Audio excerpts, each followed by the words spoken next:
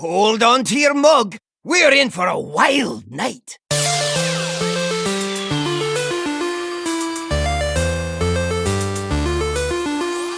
Greeting, traveler.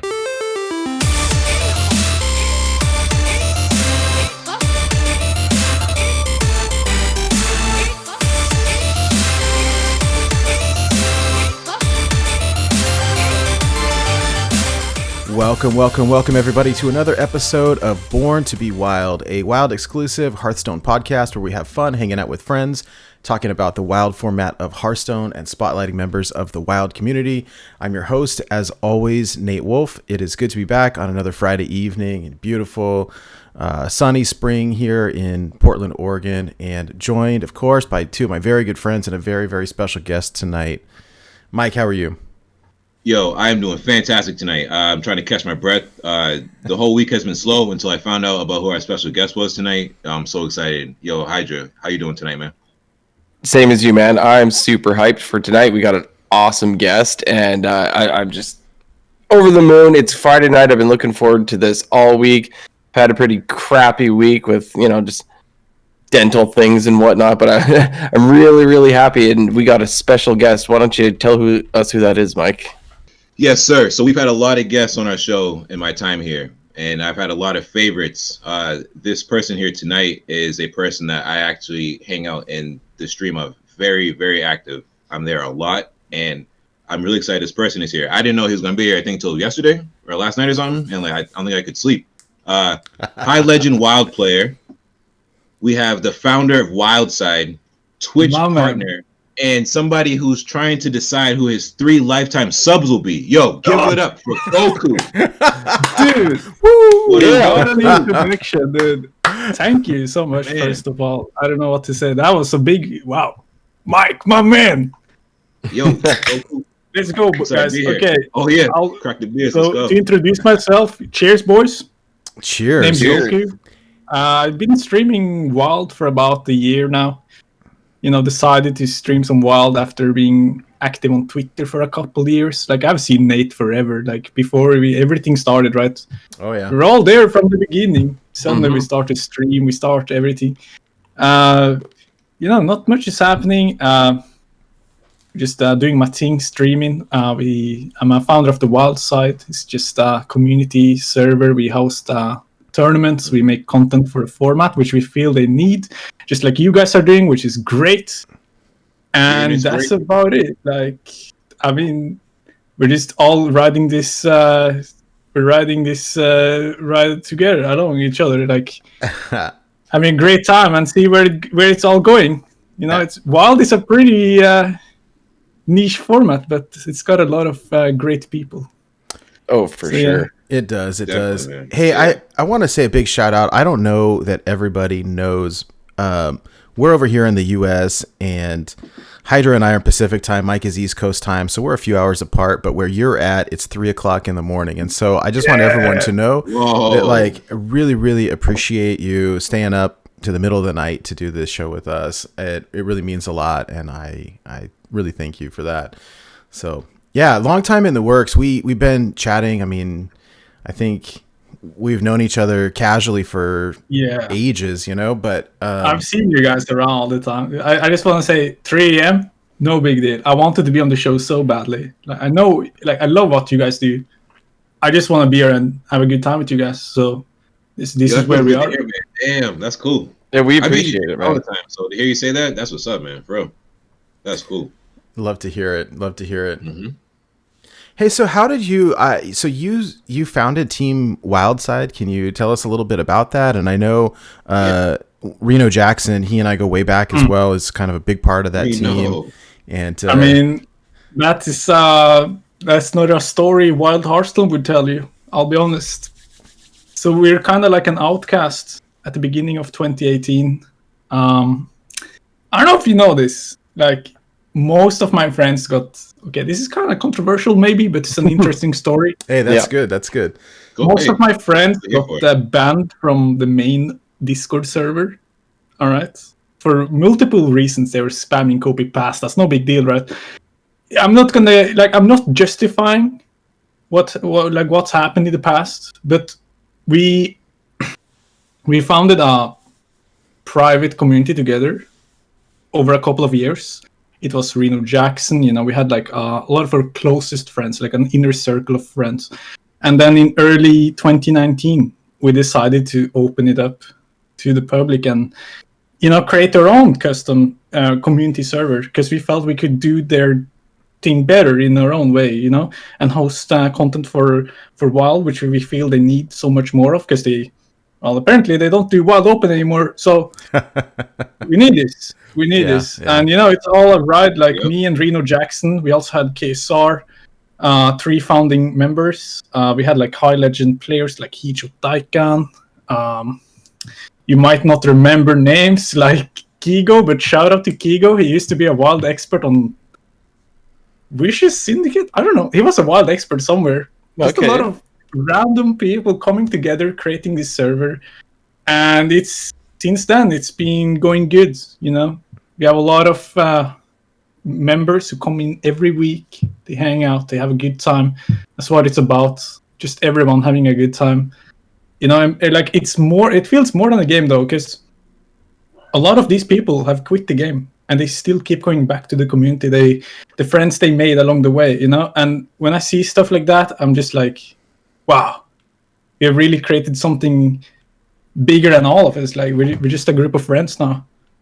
That's great. And was it in 2020? Yeah, the Chinese contacted us. Right, there's no Wild Open, there's no Gold Series coming to Europe, and they're like, yeah, let's make a Wild Western versus Chinese. Let's get the boast of best worlds, because we don't really interact with these guys, and we have since been making tons of tournaments, picking out the best of the best, bringing them to China, bringing them to the Chinese server and back and forth, and it's been so good. It's such a blast. Sometimes you just play for fun, and that's what we do. We play because we love the game. Like, we love the format. It might not be the best every time, but it's our own little thing in this Hearthstone community, right?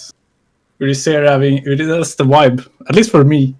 That's the vibe for WildSide. Love it. I really enjoy that. I really like your efforts in creating a community like that, because like you said, it's like you just make all these friends, right? Whether you're talking about Hearthstone or not, it's a great community. Yeah, and, it's crazy. Because we all find out that we have more than just Hearthstone in common, right? Yeah. Yep. Totally agree.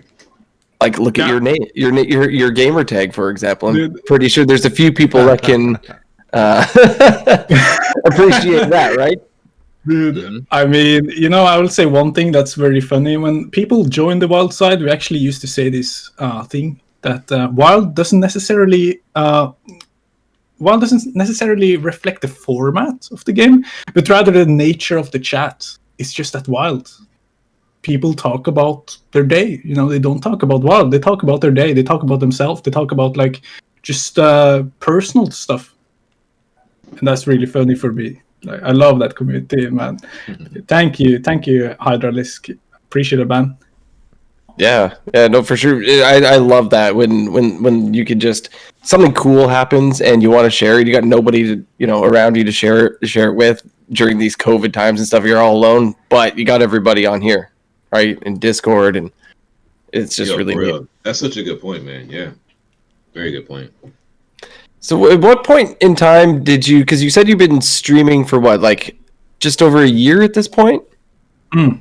What made you decide to do that? Did you have like some inspiration, or is it just something you randomly decided to do? Well, what's the background on that? Well, I mean, okay, it's kind of like, okay, so I'll be the first person to say I'm washed up, okay? I'm washed up. But back then, I was a different player. The thing is, I had an idea. Like, I saw how well Corbett is doing. Like, suddenly let's be honest, there's a lack of Wild streamers showing the gameplay. Like, Wild can be Wild. Wild is a very diverse format. A lot of people play for fun. But what about those people who play to be competitive? Like, before this time, I had been a user on social media for 2 years. We had been in the Discords, we had been on Twitter. And I wanted people to see the highest levels of play of Wild. if there even was any. I wanted them to see it on streams because no one was streaming. Like, yes, I love what Solem is doing. I love it. You know, I love the meme streamers. They play for fun. They bring out so good content. And then we have people like Corbett just playing like the best decks and getting the best ranks. Now, that was a format I felt was very, very undiscovered, right? You just like you're barely scratching the surface there. Like there's so much more you can do, right? So my first thing was I just wanted to share how I feel playing on Europe, you know, showing like the top 10 legend pocket meta, because that's a very different meta, you know? That is very true. And I just wanted to open that world to anybody that would watch my stream. But yeah, massive shout outs to Corbett, because he was the first person who just like, you know, I love Get Me Out, Solem. They're great players. But Corbett was perhaps the most inspirational for me to start just showing my games on stream. And since then, my ranks have been a bit more wonky, but I've had a great time, you know. But Yo, when you explain it that way, it makes me understand when you say, no, it makes me understand how you feel now when you say how your ranks come down. When that was your initial mindset of let me showcase what happens really high up in Legend. Because I read some other people's conversations, and like these are people who don't have that initial goal that you have, but then they're like upset about this rank, that rank. And I'm just like, what was your goal? You know, you can't really be sad. And that was my initial goal. But it's been such a blast. Though, like, you know, you're just playing for fun. Eventually, like, you've made a community eventually, and just seeing those people pop up back in chat, that's what's kept me going. Because you know, the game hasn't always been the best lately. It's been kind of, well, you've heard uppers on Twitter about people being unhappy about the games, but in the end, the community just. It's what keeps us all going. I feel like we just love this community, you know. Yeah, 100%. Yeah, so I changed my mindset in the end, and I was like, well, we're doing this because we love it, I guess. I've seen you also do the co-ops with Smudge as well. Oh, dude. Those are so good. She's great. We've had her on the show before, and she's fantastic. Yeah. She's such a good spirit. I don't know. I can bounce off her so easily. Like we just bounce. Like there's so much. Like I try to cope with a lot of people, but Smudge is by far one of my favorites. She's such a good energy. Yeah. You know, and that's such a good word. She does have that good energy. She has that personality where it's like if you've never met her, within the first like 10 seconds you meet her, you feel like you've known her for a while. She just can carry a conversation. She has such good like tact and like like wit. And like you know it, man. Like I watched you guys stream together. Also, shout out to Smudge. Cool. She was one of the first friends I made on Twitter when I first made my Twitter. Okay. Like the first time, like you don't know, like in 2018, start of 2018, I was I was just one of you guys in chat. I enjoy every content of Wild. I'm in some Wild Discords. Really? I'm not talking much. I have less than 100 messages. Suddenly one day I decide to post on Twitter. And the first person I interact with is Smudge. And she's asking, did you steal my rank? She's asking, did you steal? Yeah. Because I remember that was... Yeah, she has good tact. Yeah, my first time I got rank 1, she was there. She was like, no, did you take rank 1? Is this on Europe, by the way?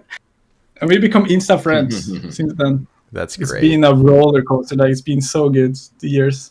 That was actually awesome. Might have been 2017, I don't know, start of 2018, I guess. Yo, the question I wanted to ask for this interview portion for myself is more Twitch related, not just Hearthstone gaming. So can you tell me about the day as a Twitch streamer before you got partner where you felt really defeated and you wanted to quit? And then when you saw the change and when you started to pick up and became partner into that ramp? Wow. Yeah. I mean, it's not always been good times. Like, it's easy to look back and just remember the good times. There's been some bad good times. But the thing is, I feel I was a bit lucky having the friends I had in the community. You know, I had a kickstart. Like, I went online and I didn't have like 3 viewers. I had like easily 30 viewers on my first stream. And that is something not many have, and I feel really blessed to have gotten that start, you know.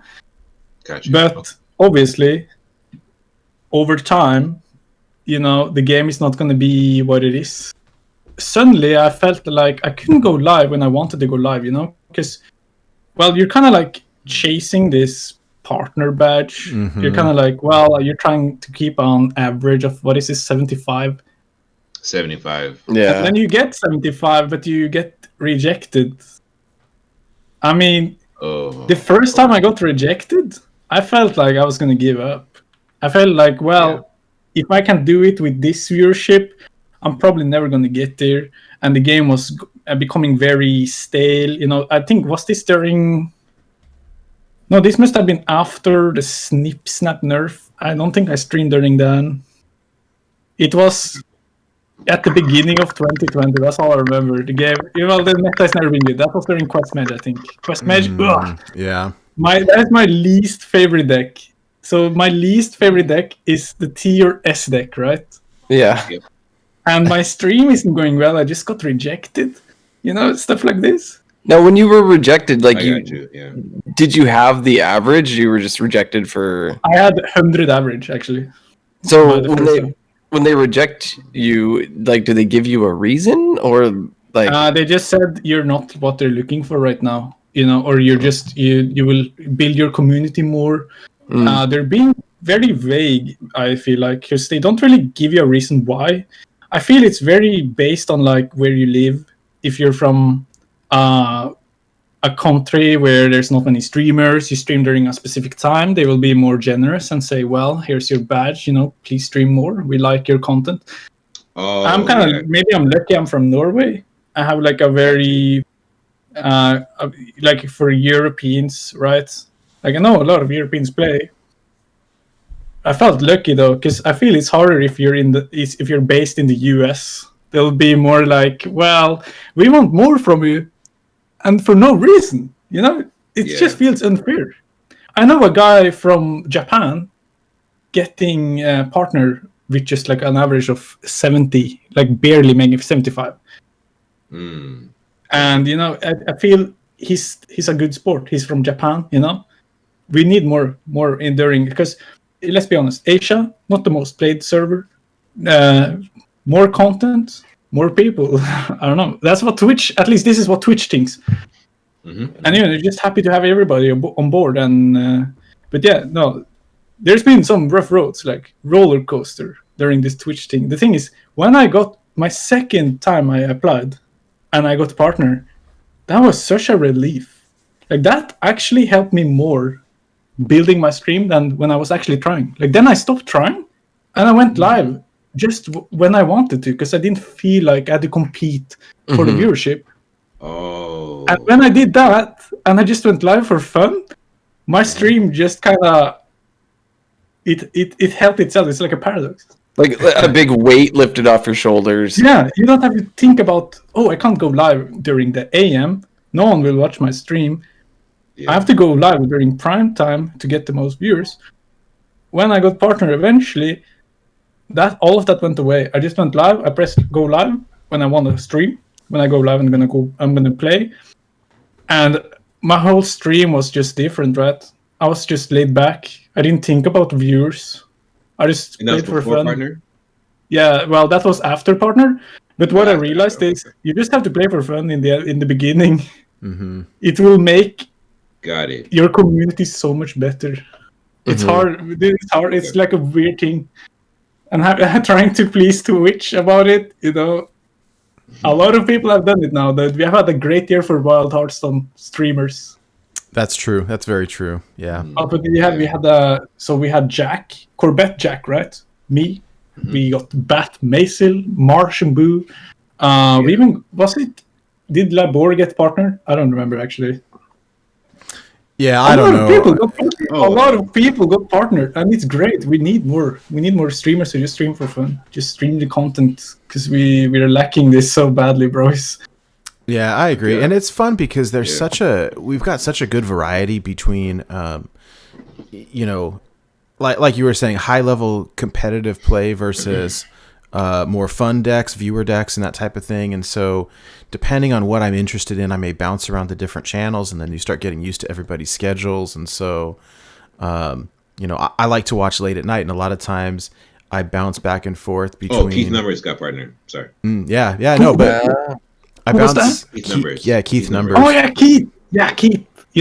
Also such a great Want him to fill streamer. up though. Yeah. Oh yeah, no, Yeah, it's shout great, out. and so being able to watch, Keith play viewer decks, and then watch Concerned Mom play Big Priest, and then I watch Labore play his like rogue homebrew decks, and it's so much fun, and it's such a good community. I have had a really I great love time. it, bro. I love it. I just want to conclude something. When you're chasing for partner, you shouldn't look at the partner stuff. You just should stream for fun. It will build your stream so much faster. Just do your thing. Be a good sport about it. Just like people will enjoy your stream more, and you will enjoy your stream more than looking at the numbers. That's something I didn't realize for a while. I was streaming just to make it, but in the end, you will make it when you're happy. Just you know what I'm saying? Like it's One last question for my anxiety people. All right. Should we look or think about the time it's going to take? Should I be thinking about it's going to take a year, 2 years, or should I just go online because I feel happy? I'm going to share my happiness. Well, the sooner you go live, the sooner you'll find fans who just like you as a person, right? You have nothing to lose, man. Gotcha. That's what I realize. I can't believe people watch my stream, but suddenly I have like people who always watch my stream. I think in 2020, I streamed 900 hours in 2020, right? And then I have one guy. His name is Kubi. I don't know if you've heard of Kubi. Oh yeah, Yeah. This guy watched 500 hours of my stream. Wow. yeah. That's insane. I'm He's the right one there in streaming. Kubi's in Half the chat right time now. He's there. Dude, shout out to my number one viewer though. Like I'm not like there's a lot of you guys though who just watch my stream because you just enjoy my content. I appreciate all of you, like every single one of you. And you don't know this before you start streaming. You have to put yourself out there, and sooner or later you're building that follower base. They follow because they like you. The sooner you do that, the sooner you can get rolling. I am the game. Yeah. You just gotta do it. You just gotta do it. Nothing to lose. I like that part of it. You got nothing to lose. Mm. Like, why not? Just do it. Our Well- boss says stalker. That's funny, but no, I think in life in general, though, right? You don't want, this like anxiety to hold you back, where, the feeling is I'm not good enough to do this, or nobody wants to watch me. I think you do it for fun. Like if you're doing it for the right reason, I like what you're saying. Yeah. Play That for teaches play me for life, fun, man, and bro. it's Because I something be that playing like offline I've been go crazy win streaks, and then like, should I go online? I go online, and I'm just like, I don't know. Check, but Oh, dude. I don't know what happened. I'll be the person to say it. When I started streaming, my win rate dropped. But that's not because of okay. snipers. That's because of people just watching your stream. They're not like, yes, they're playing a good deck. I'm playing a good deck. They don't want their worst matchup. They're just gonna avoid my queue if I have a good deck against their deck. And it just makes sense. When you're live, some of your best matchups are gonna go away. Some of your worst matchups might come up more, but you're playing for fun here, right? This is bigger than a game. Like, what is a rank worth? Let's be honest. Except if you're trying to make it like the high legend finisher. I know I'm not even on the same caliber as those guys anymore. We have seen so many guys come up playing on every server now. Like Lasagna, we have Lortos. Before it was just like Hijo. I was like, yeah, sure, Hijo. Like, he's good. But now we have like a handful of them. Like, I'm scared. Like, I'm not even trying to be the best anymore. I feel like I can't compete with these guys. So you just try to stream for fun. But yeah. No, it feels good to hear that. Takes some anxiety off my chest. Thank you for saying that. That's good to hear. Don't try to be the best. Be like Corbett, man. Corbett, he's playing like all these meme decks and he's rank 1. How does he do it? It's just he's gifted, man. I don't know. Corbett should come on this show if you ever find a good time. Like, he's a blast. we've had him on in the that'd be past. cool. We'll have to have him on again, though. Yeah, we have. Yeah, we've had some amazing guests. If anyone out there watching or listening is interested, if you go to our website, all of the archives are there. So all of the past shows, and they're all available both on audio and video format. And so you can watch the past shows or listen to them. And yeah, we've had Corbett on, we've had Get Me Out, we had Smudge, some amazing players. It's so much fun, and it's great to be able to hang out, and really it's all about community, I think, for us. And so I'm just excited. We have such a fun time, and I think that's what I love the most about this. It's like, it's not work. It's not like, you know,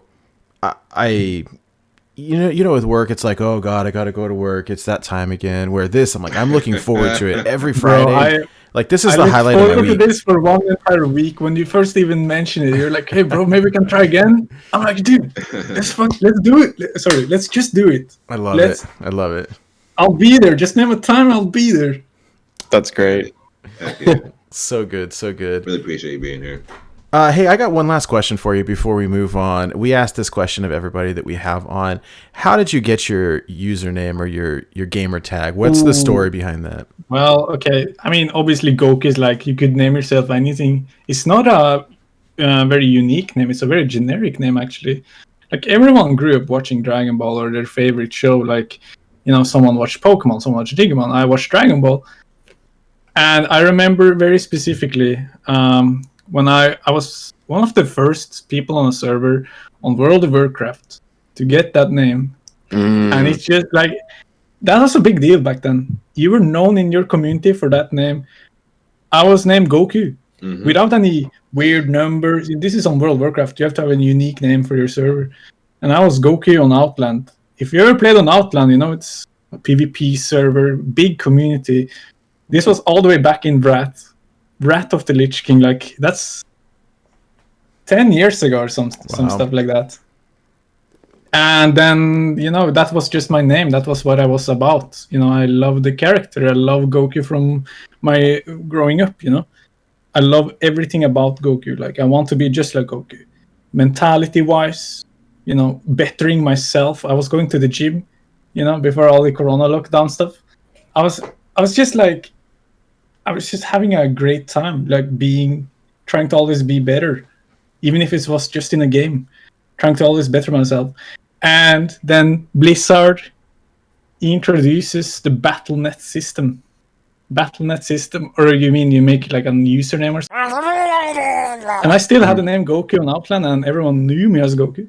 So we just, I took the name Goku, and that's where we are today. There is nothing more than that. It's pretty generic. I know, like, unoriginal, but I feel as someone who respects it more than the name, it's more like a lifestyle, then it's a perfect name for me, and that's what people know me as, Goku.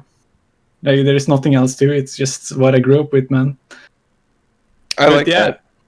It's not a very original name, you know. It's like Blakarot, dude. That's such a clever idea. Words. That is a good. Yo, I gotta give a shout out. I don't know if JD, the dude who gave me the name, listens to Hearthstone podcast, but shout out to JD. I didn't create it. Of course, you can't pick your own nickname, but you know, like, yeah. That is such a good name, though, because you know, if you don't know, the original name is Kakarot, which is Goku, by the way. But there's also Goku Black. Goku Black is one of the coolest versions of Goku. You can go into Ultra Instincts. You can go into like Gold mode. When he's Goku Black, you know he's a serious business. He means business. Yeah, you know he means business. Yeah. I love it, man. I love it. That's such a good name. But yeah, you know. Thank you for the question, though. Yeah, I like how it's like, while it's a generic, well-known name, just the fact that it's because you want to better yourself all the time, and it's an inspirational name for you, which is cool. And for the record, I don't want to be like a Hydralisk. Wait, how did you get your name, Hydralisk? That's funny. Yeah, you know, that's to be like that. Yeah. No, mine. It's just silly. I joined a clan called Elite Force on original StarCraft back in like 98, 99, something stupid like that, and basically it was assigned to me. They're like, here is your battle tag. I was EF Hydralisk is what I was. Like, they actually just gave it to me, and they're like, you are Hydralisk. it's fate. Like, And you just take that. and I ended up dropping the EF for Elite Force at some point along the way, and I just went to Hydralisk. But I've literally been Hydralisk for over 20 years. Dude, 20 years, my man. You read that shit. That's good. Ever since StarCraft, the first one came out, that's just been my name. Other than there was like a 6-month stint where my name was Generator X because that was the name of a Sega Dreamcast demo that came out. I mean, that's how it goes. You know, the thing is, like, you just make a name for yourself, and then that's your name. You don't change much. Like, I don't know how to say this. Like, once you're in a community, like World of Warcraft or stuff like this, you are that. Like that. That's it. You chose your name, people are gonna know you as this name. That's how it is. That's just how it is. My wife actually one day Googled Hydralisk because she wanted to do some Hydralisk art, and she's like, "Your name, your picture." I Googled Hydralisk, and your picture came up. Dude, I was like, I should Google this. Imagine my picture of mine. Goku, it's a picture of you. Dude, yeah. Man, one day. Yeah.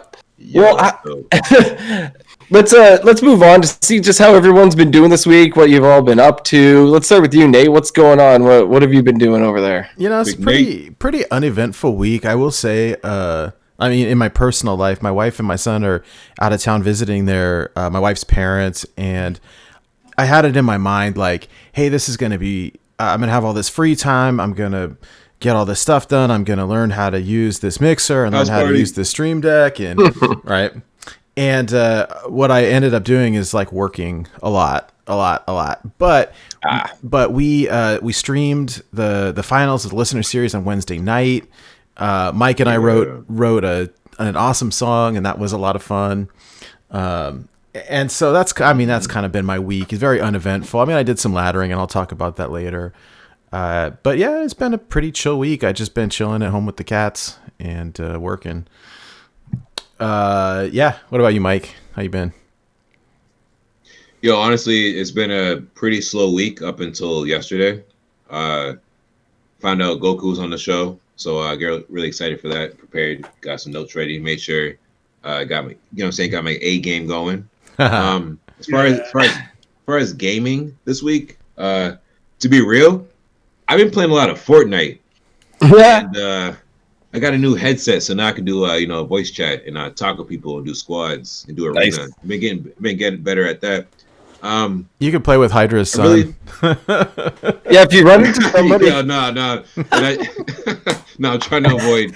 I don't want to play with kids. The one time, because I joined some other servers and found adults. But the one time I did queue into kids, this is how it went. We're all playing together, sharing loot, teaming up, and they were like, "Man, you're nice. Other people, they say mean stuff." I'm like, "Yeah, man, you just gotta get online, have fun, and then get offline, And he's like, "Wow, I'm gonna call you. You're the guy with the cool voice, yeah. Hey, guy, the cool voice, yeah." Cool. And I was like, and that's why I was like, "Yo, I'm 20 years older than these kids. I gotta get out of here." Finished the match. We actually got first place, and I was like, "You know what, guys? Have a great day. Take care." And spread this kindness, and I dipped out. And I was like, I queued it to kids, and they probably get other adults who are jerks. So they're probably like, "What the heck?" Bro, that's what it's all about, though. You just spread that positive energy, man. I love it. Just one piece at a time. You just make the whole gaming scene a better place for everyone. For real, love it. You're right. Man. It takes one interaction at a time. What's up, Hydra? I was gonna say I can't play that game with my kid. He's too good. He's literally so good. I've tried playing with him, and it's almost like he talks down to me. "Dad, over here. What are you doing?" And then he's he'll let me get the kill on somebody. He's like, yeah, go get him, and then he's like, "You were taking too long. I'll just shoot him for you." Oh my god! He's waiting. He's like, "Come on! I forget it. Bam! Dang, Dad!" Yeah. He will. First, he'll say that I can have the kill. Then he'll just step in and do it. I'm like, dude, thanks. You raised a great son, man. Yeah. That's almost like what a dad should do to his son. just let him get the kill and stuff. Except he's the one letting you have the kills. Amazing. You know what I'm saying? Like, dude, that's awesome, man. Holy great. smoke. Yo, besides Fortnite, been playing Hearthstone. I actually switched up what I was playing. I wanted to do like the big priest push ranks. I was up near 500, 400, 300, but honestly I got bored, so I switched it up and played some Evovle Shaman. So obviously you don't win a lot of games because I think technically Shaman's in last place. But for me, like Goku had said earlier, you know, he had an initiative and he had a goal. So I guess I'm not sad about losing ranks because my goal was to play Evovle Shaman and see whatever I could high roll by turn 3. So, dude, that's it. You gotta rediscover even Shaman, man. No one's built it like good. I've seen Big Shaman and I've seen Reno Shutterwalk Shaman. So I was like, all right, even Evovle Shaman. No one's playing it. No one's talking about it. Evolve. Yeah, dude. It's wild. It's wild only now. You said even. You played even, right? Even Shaman. Oh, I said even. I mean Evolve. I'm sorry. Evolve. Evolve. Oh I'm sorry. What a memer. Dude, I need to drink some water. I've been drinking too much beer. I think. No. Evolve. You gotta. That's something else, Mike. Yeah, because Evolve I think is wild only now. So I was like, let me try it. Yeah. Dude, it's been a great week. Song, real quick, I song was Nate. that's right. I think Nate was streaming. I was. I was laying in bed. It's like 2 in the morning, 3 in the morning, and it said Nate Wolf, and I was like, oh crap. I was like, I was playing a random warrior deck, but yeah, let me pass it off. It was a good week. We're chilling. That song was fire, by the way. I heard that song on Twitter today. And by the way, yeah. It's nice. Such a slow week. I made 2 songs today. I sent a track to Doin. I'm waiting for Doin to send it back. So I cannot wait. Cannot wait. See, that's how I feel we should be doing this, is when the inspiration hits. You know? Yeah. Definitely instead of forcing it all the time. Like it's tough like to come up with lyrics, I mean like weekly, right? Well, and I think especially not Taylor Swift. The other thing I think that was fun was that what we had done for a long time was that we were taking an existing song and doing like a parody version of that existing song, and this is different. Like switch it up, and it's just original content. Like there's a beat and we drop bars, like, and that was a blast. And I could not believe, like, I think, Mike, you've been really inspirational for me the last couple of weeks because you had dropped that freestyle last week, and I was like, oh, dude, wow, this is great. Like, this is really good. And then your lyrics today, that was sick. I was like, damn, dude. I appreciate it. You sent the Man Crick one over, and I was like, whoa, okay. I mean, I've been listening. That's such a cool story. Like, I didn't play World of Warcraft, but when I heard it, he's so relatable. Like, he's a man. And he's sad about his woman. Like, who can relate to that as a guy? Like, men are so emotional. I don't care what anyone says. Men are emotional. Man Crick is sad. I was like, yo, let's get it. I love that story from the Barons, man. I remember looking for his wife as well. Everyone was there. Everyone was there. Well, it's Man Crick, one of the most iconic characters. One of the most horrific stories. Yeah. Great topic. And very original, like good flow as well, guys. Like I love it. Thank you. That was fun. Appreciate it. Yeah, it was fun.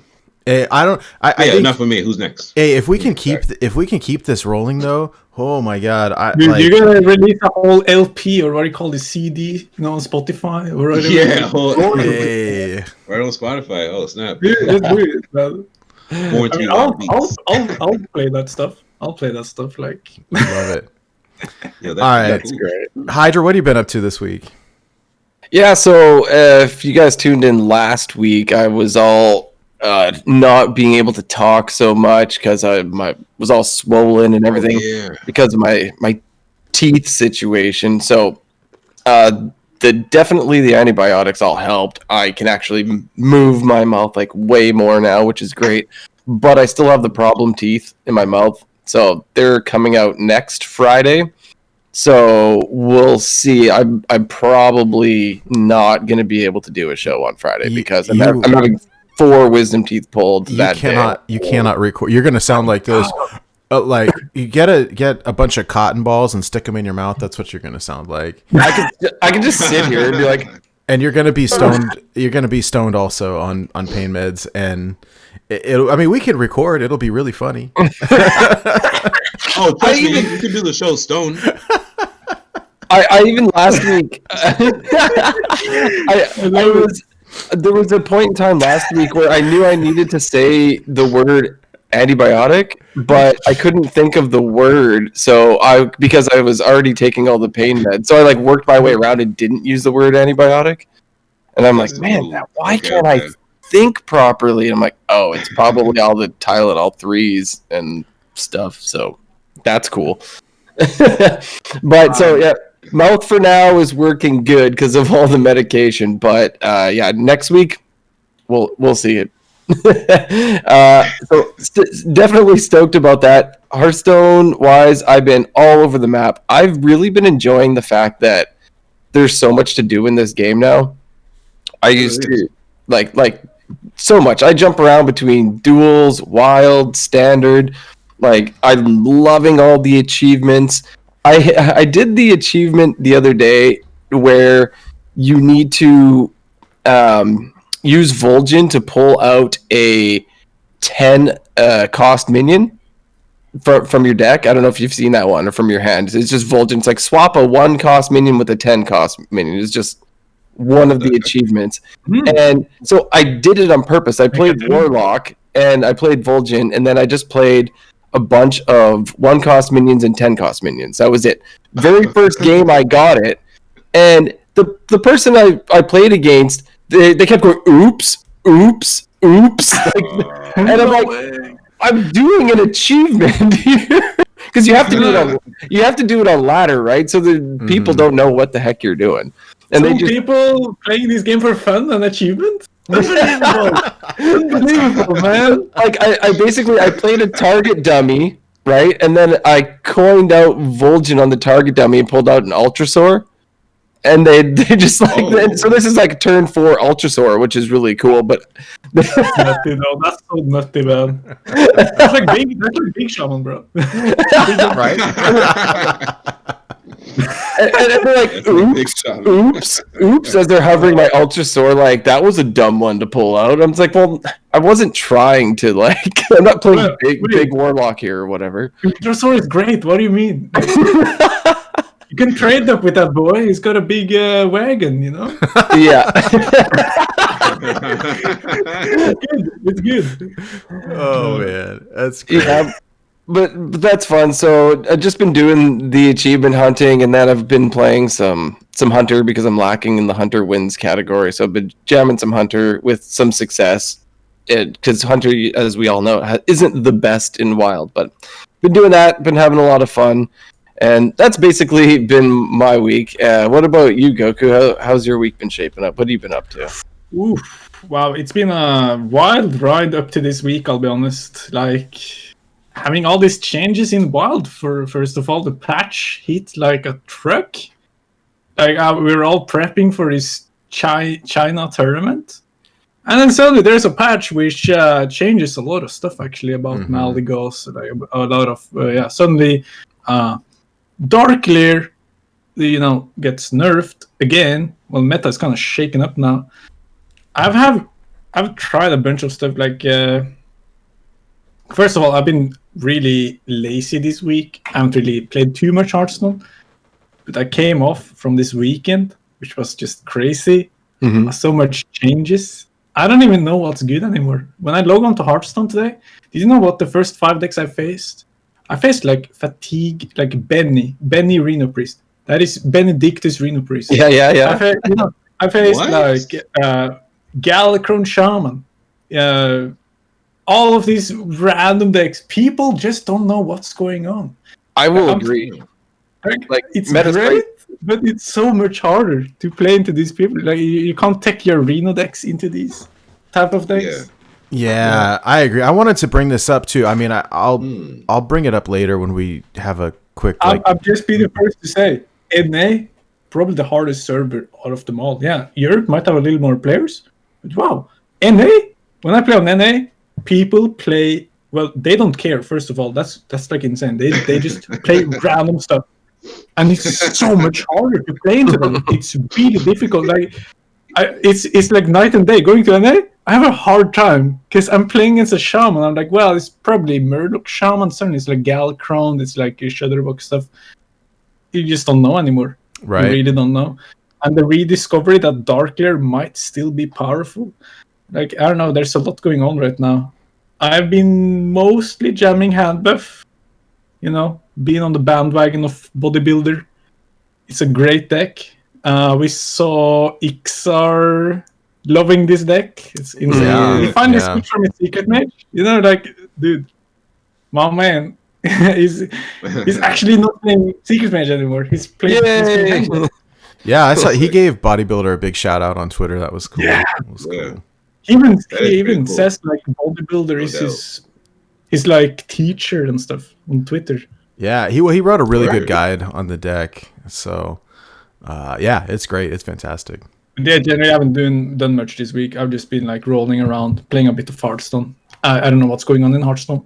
I'm like lost. Like, I'm here with you guys. Like, It's definitely weird out there right now. Yeah. So, yeah. Hey, Mike, let's talk about the listener series real quick. Is that cool? Oh, most definitely. Let's do it. We need a cool sound effect. Choo choo choo choo choo. We'll get it one day. Oh, there it is. Yeah. Crack me up here. Let's go. Yeah, dude. That's the classic Okay. trips. Classic trips beer Yo. open. Right. Classic trips we hear open. Let's get it. Born to be Wild listener series news. Yo, it is the finals. After 10 weeks? This is the 10th week. So shout out to everybody who signed up 2 months ago. Everybody who's been waiting for season 2 to come back around. The finals is here. Dr. Evil versus Shia Wasina. Yo, these two players are the two best in the series. Dr. Evil went undefeated. Shia Wasina only got defeated once by Wi-Fi. So I don't even think we can technically count that because we've all lost to Wi-Fi disconnections, you know? Yeah. So it was a battle of two undefeated type of players. And right now, the match is on YouTube. You can head to Born to be Wild on YouTube and check it out. It's our most recent posted video. Well, when you hear this on iTunes and out there, we'll have more content up. But it is under the tournament playlist section. Great match. It went to game 5. I'm not going to tell you which way it went. You know how it got there, but each match it pulled at my heartstrings. You can hear me, Nate. You were there. Like I was freaking out, man. Like I didn't know what was going to happen. I don't know who was going to win each play. It was just like a boxing match. Like they're both such good players. Like one player would make a good play, clean the board, and then develop. And then somehow, some way, the other player would clear that board and then develop. And it was just very, very good back and forth Hearthstone. Yo, Nate, you were there. How did you feel about it, man? Oh, dude, it was so much fun. And we really kind of made a show of it where Mike and I cast the match. We were joined by our buddy Sinister Me, who helped cast. And we had a bunch of people watching. It was a lot of fun, and we got the graphics all set up and everything. So even if you don't follow the series in general, like it was such a good match. And like Mike said, went to 5 games, and it was just incredible. Some of these heads up plays by both players were like, whoa, I didn't see that coming. Oh my gosh, how did they do that? And shout out to both Shia and Taylor. They did such a good job, and it was so much fun. So without spoiling anything, like, I recommend watching it. I mean, it's interesting, right? I think it's different than the competition that you would see in your like East versus West tournament, because we've got special deck building restrictions, and so they had to. These decks had to have minimum 15 minions. All of the minions had to be beasts.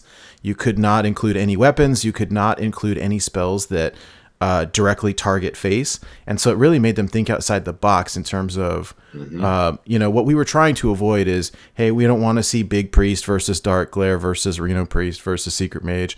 And so these are like special deck building restrictions. And these players, like, they some really think outside the deck or think outside the box decks. And it was just incredible. I had such a fun time. And then we're gearing up for season 2. Oh yeah, we got some season 2 news. Ready to drop that? Yes. Yo, okay. Everybody, head to borntobewildhs.com. We have a tab called Listener Series and sign up to join season 2. First season, we had about 36 to 40 people sign up, and we had 34 people complete the season. So right now, for season 2, we have 40 people signed up. And that's before anybody heard the news I'm about to announce. When you guys hear this podcast, you will still have time to sign up. Sign-ups close April 30th, at the end of April, okay? Season 2 has a prize pool starting at $500. Woo! Yo, Yeah. That's big. That's big. Go sign up now. prize pool starting at $500. Listen, 40 people signed up before they even heard that. Easy Everybody money. is going to be hyped about this. Yeah, Goku said easy money. He's coming. Go get it, guys. Yo, Wow. sign up at borntobewildhs.com/listener-series. Yo, I'm so excited for this, man. Shout out to the initial donor, Dr. Evil, our season 1 finalist. She hit us up and said, hey, I want to invest in this community. I believe in you guys. And she wants to make sure like this thing is secure and locked and get more people signed up. So she's making sure like we get this message blasted out there, get it everywhere. We'll Shout get out. on Reddit. We'll get on everything you that- guys can that read, everything your eyes can see. Yo, $500 prize pool. So It's respectful. 5 weeks of gameplay and 3 weeks of playoffs. So it'll be exactly 8 weeks. So when that 8 weeks ends, those top 3 will get a payout. Let's go, man. Can I That's just say my what- 2 cents? Yeah. It's not rehashed ladder, bro. This is some good content right there. Yeah, People I have a mean, blast playing it. Like that sounds refreshing. that's. I First mean, of that all- was part of the goal, was to do something different. And I mean, I definitely think that there's a place for wild tournaments. Yeah. And we see it in Wild THL and some other things. And I think that that's great.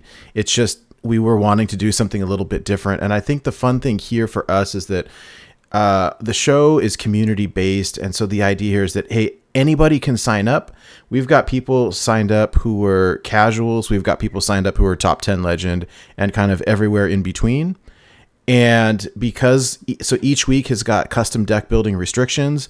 And so this really, the claws come out and we really see some ingenious deck building going on, and the skill, it really gets highlighted of these players. And so it should be a lot of fun. Also, there's no fee to sign up. It's 100% free. There's no strings attached. Oh, yeah, really. free entry. Yeah, I'm sorry, I didn't say that. Yeah, free Did you entry, see that? $500 prize Did you pool. see that in chat though? Is he for real?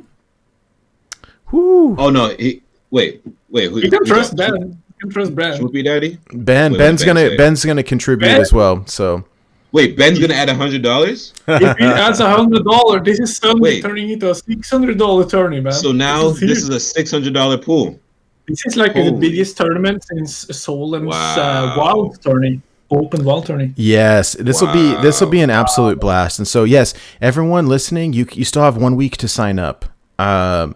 And all of the information, we've got a whole page on our website. So if you go to borntobewildhs.com, there is a link to the listener series. There's kind of an FAQ with some more details about it if anyone's got questions or kind of how it all works. And then the links to sign up are there. They're open for 1 more week. So if you're watching this live, you can do it. I will post the show over the weekend, so tomorrow most likely, and try to get it out to people so that they can sign up as soon as possible. Yeah.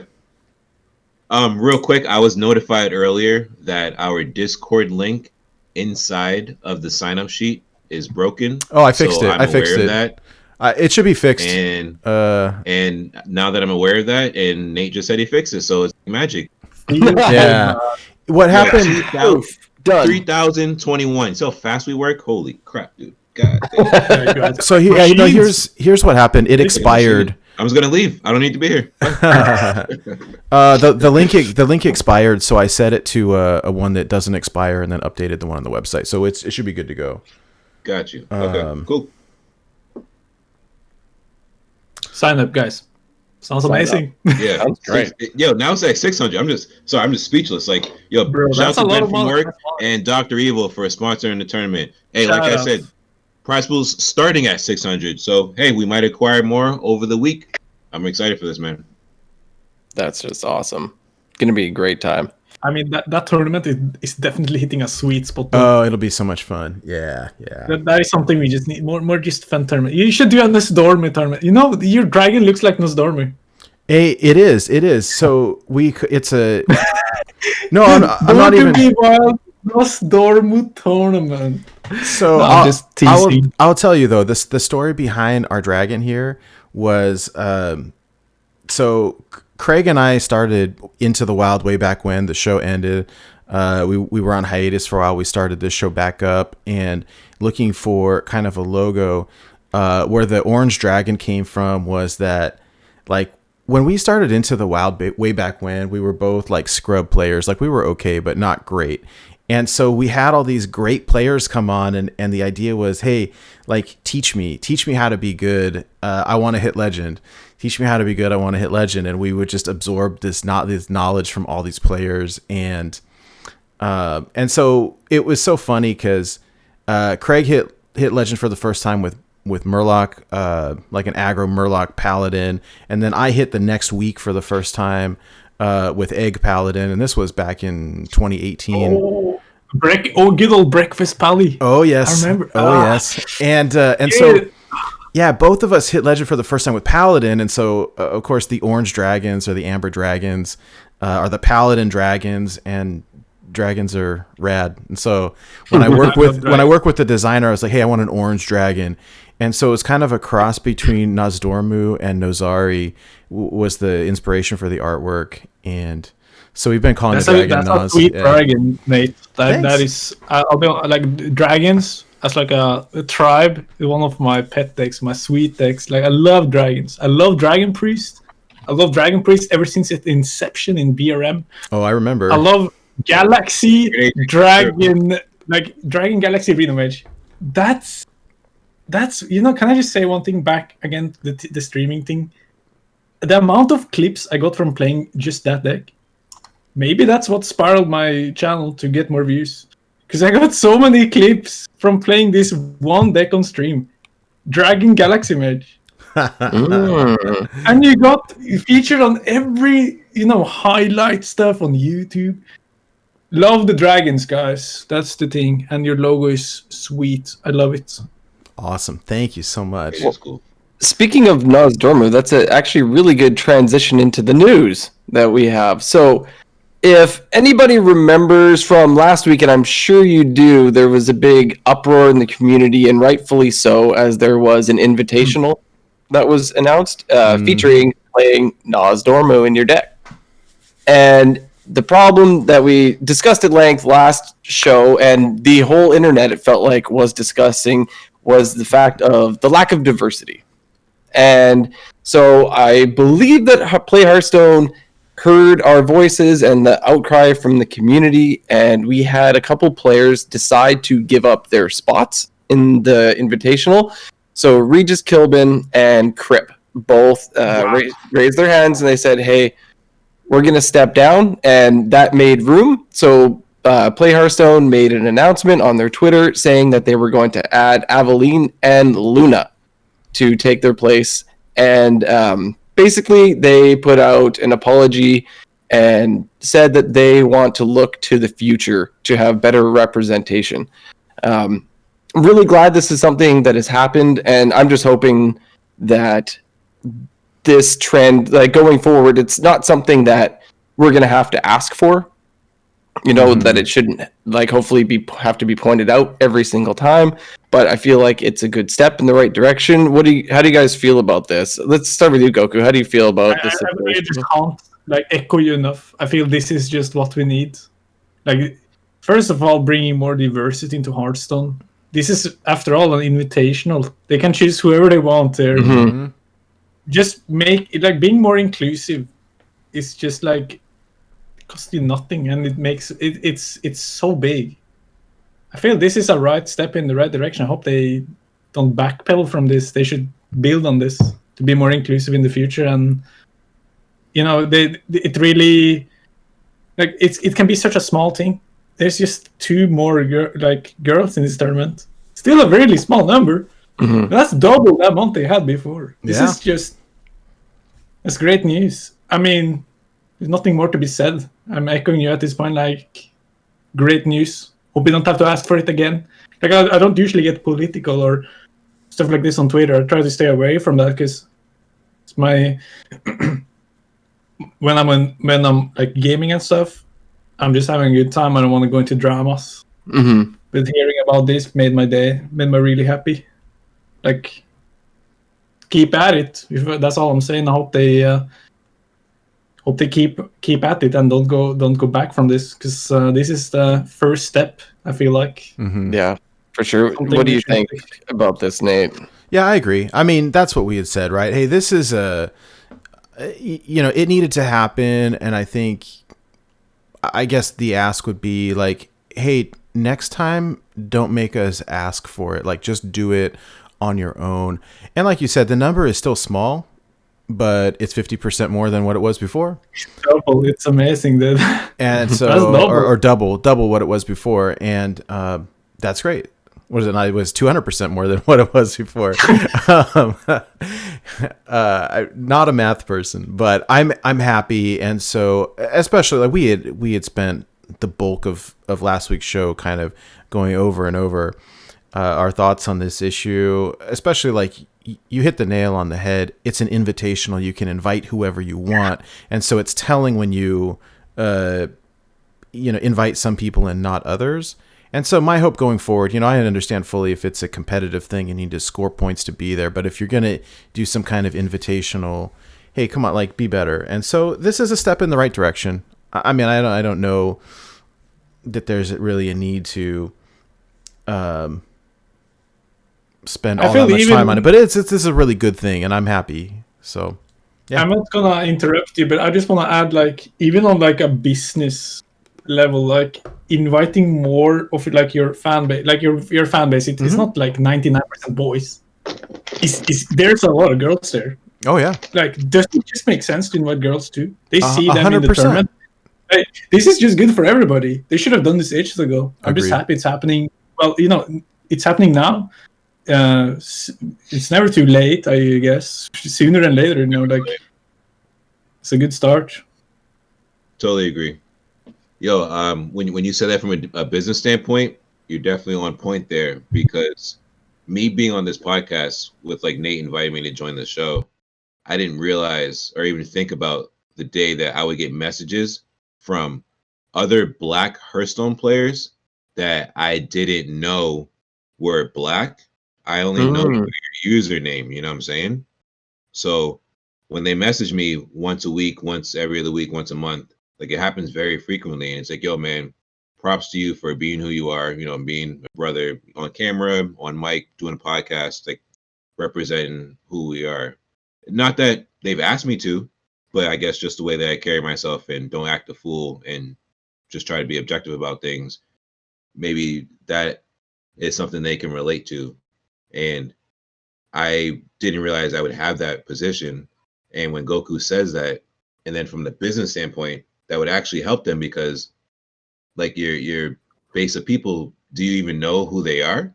So by getting more people, more diverse people, you could actually probably grow the base, or grow your game and make it stronger. However, I'm trying to word that, you know what I'm saying? Like, it just caught me off guard to get messages like that. Like, yeah, that's amazing. Being a brother, and I was just like, first of all, I'm like, yo, like, damn, thanks, you listen to the show, and you're Black, and what, and all these questions. I'm like, I don't know what to say. Like, all right, cool. I just try to keep it going and try to stay humble. They should just be more inclusive. I brought that up, but say what? This is such a good energy, man. I love it. Like, seriously though, just be more inclusive. Like, you're reaching so many more players. I just don't know. I also shout out one of my oldest friends in this community. He's Black. I didn't even know. One of my best friends till this day. Oh, okay, yeah. Yeah, and it doesn't matter, right? It doesn't, like, I'll just be honest. I'll be the first to say gender, your geographical background. It doesn't really matter. Now, when people see you on their screen, they're like, "Well, I want to be like this guy." I see they're more, I can be like them. I can start like. If people watch your game and they never see a female, they're not gonna really feel they're inclusive there. It's not about like they shouldn't put like a big deal onto genders and geographical backgrounds, but in kinda they should, because people see that they're welcome there. Like they don't care who we are. They bring on everyone here. Yeah. So good energy. Like I love it. I love it. Yeah, totally agree. More of this, Hearthstone. Yeah, let's do it. Yeah. That basically sums up the news that we had for the week. It was pretty a slow week. Like I don't think we had much else to discuss when it comes to news wise. So how about we jump into a meta discussion? Oh wait, I did have one thing I saw earlier today actually, and it's not news really per se, but I saw that Ixar posted that he should have his 11X in Wild sealed up. He's got, as of yesterday, he was rank 98 legend. Which is like, whoa. 5 minutes later, he's rank 32 or some stuff. Wow. Oh man, he's climbing. That's funny. Yeah, no, and then so he posted this and he was Diamond 8, and then today he posted then he hit legend in standard, and it's like, whoa. You went from Diamond 8 to legend in one day? Like, don't you work, dude? But I mean, I guess that's his job, right? I wonder if they get like I'm using the code on the back. I'm changing my rank from Diamond 8 to Legend. Boom. In that keyboard. I mean, like if somebody walks past, I mean, I know they're mostly working from home, but even in the office, like if someone walks past your desk when you're working at Blizzard and you've got Hearthstone on the screen, like you're working, right? Like working on your rank, but like they're like, oh yeah, no, I'm just testing this out. I wonder how much time they're allotted to, just play the game when you're on shift. Because I mean, it'd be cool if you could only play when you're on the clock. Can't watch YouTube. You can only play Hearthstone. You know what? I think though it is interesting or very good for our format is that we've got the like lead developer who is like top 100 Wild Legend. Like that's good, because then he knows, the complaint for a long time was that Blizzard was out of touch, especially with Wild and talking about nerfs and all this stuff. And so for me personally, this is my personal opinion, right? But like, having him be top Legend player, like he sees what the meta is. Like he's got to play the stuff, and if there's something that's super busted, like he will know. Where I think years ago, like nobody was playing it, and so it was different in terms of I don't know, I guess how in tune they were with the format or whatever. And so I don't know, I like it. I think it's great. Ixar, if you're listening, we appreciate you playing our format. Yo, for real, I think for the position he holds, the people that come to him with the energy they come with, for me, it's like if he plays Wild and he's literally in the top 100, when the people, the way they come to him with that energy, he now, to me, is properly equipped to say what he says to them, and they have to take it. I know they have to take it no matter what, but literally being in the top 100, like, what could you tell him? Like, he sees it. I'm reading his tweet right now. So, do you saying Are you talking about the Ixar again? Yeah. Yep. We said he was top 100 legend yesterday. So, and I thought it was super cool that he gave a big shout out to Bodybuilder, that he was following Bodybuilder's guide for hand buff Paladin, and someone asked him like, "Oh, how do you play it?" And he's like, "Bodybuilder's my coach. He wrote a great guide. Helped me out a lot." I was like, "Oh, dude, that's awesome. That's so great." I just want to say this is like a Wild exclusive. Finally, hand buff is viable. Like this is a Wild deck. No, they don't. They probably don't watch this stuff when they make these cards. Suddenly, you have like a real competitive deck that's only playable in Wild. And yeah, the game designer, senior game designer, is playing it and having success. Yeah. It's just awesome. And massive shout out to Bodybuilder. I've been following him for a while and seeing all his success. Finally hitting rank 1. I'm just really happy for this guy. Like, he played it before everyone else. Suddenly his deck gets like the support it needs to be a good deck. And here we are. rank 1. The game designer is calling you his teacher. Like, this is just huge. Like, I've never seen something like this before. I'm just like, wow, that's awesome to witness something like that. Bodybuilder as well, just great guy, just deserves everything he's gotten like that. Hey, I love the joke though. You think he turned on his like 13-star bonus? Yo. Who said that? That's funny. Oh god. But no. We know he had 11x because he's a secret mage player, right? You know what? Like, he's legit good at this game. I love it. I think that's great. He's been playing for a while. He's been playing since you ran Alnet. You know, he said he had a full golden Alnet or some stuff like that. Oh yeah, yeah, big time. He's a gamer, wild gamer, at heart at least. I like it.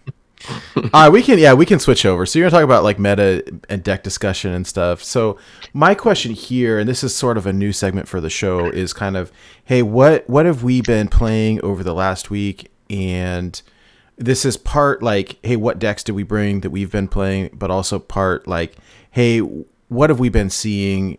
What is our pocket meta? I think it's really interesting, Goku, what you had said earlier about NA and people just playing these random decks. No, so I hit Legend. I typically will hit Legend in like the first week or so, and that happened again. Like, I came in at 600 and then played other stuff for like 2 weeks and decayed down to 2,000, and I didn't want my rank to tank that bad, and so I jumped on, and I'm trying to wrap up my 1K wins with every class, and the two that like I'm super close with Warrior and Shaman, and I love these like big decks like like Q Block or something like that, where you're cheating out minions, and so and I'm such a honorable deck, dude. Right, one of the best of all time. Q Block has been there. I feel you, man. Am I like a control player at heart? I love like going above aggro, but playing like big. Yeah. So, well, and so shiny decks. We had seen when I hit Legend, like all I was seeing was APM Mage or Flamewaker Mage or whatever. It's blame it on Corbett, right? Blame Corbett, guys. Blame Corbett. He's too good. He's finding these decks. Look where we are. I say that lovingly, but like, and so the thought was, hey, we'll play Big Shaman. I did some co-op with Blue Train. It was really fun, and we built this deck around targeting APM Mage. Played double. We played Devolving Missiles and Devolve, and so and Ancestor's Call to pull cards out. It's like the spell version of Dirty Rat, and then I saw none. Like, I was seeing him when I hit Legend, but 2 weeks go by and I'm in like dumpster ranks, and I saw the weirdest, greediest stuff, like all these Reno decks with like weird cards in them, and Galakrond this. I saw Galakrond Rogue, Galakrond Shaman, Galakrond Warrior, Reno decks, but without like the normal Reno builds, and like you name it. I saw, it was the weirdest thing, and so we were trying to play Big Shaman. It just wasn't working, and it was fun, but it wasn't working, and so I switched over to Mentalistic's Odd Paladin and just tore up. It was great. I went good old Pally, man. Well, and reliable. I've been saying this for a couple weeks now. That was my prediction of like sleeper. It's always been a good deck. I think it's always been like just nice. You know, nobody's been playing it. That's it's been so overshadowed every time, every expansion. Like suddenly, Old Paladin got Conviction, Anointment. Mm-hmm. Some of the strongest cards we've ever seen, perhaps. Like these are really strong cards.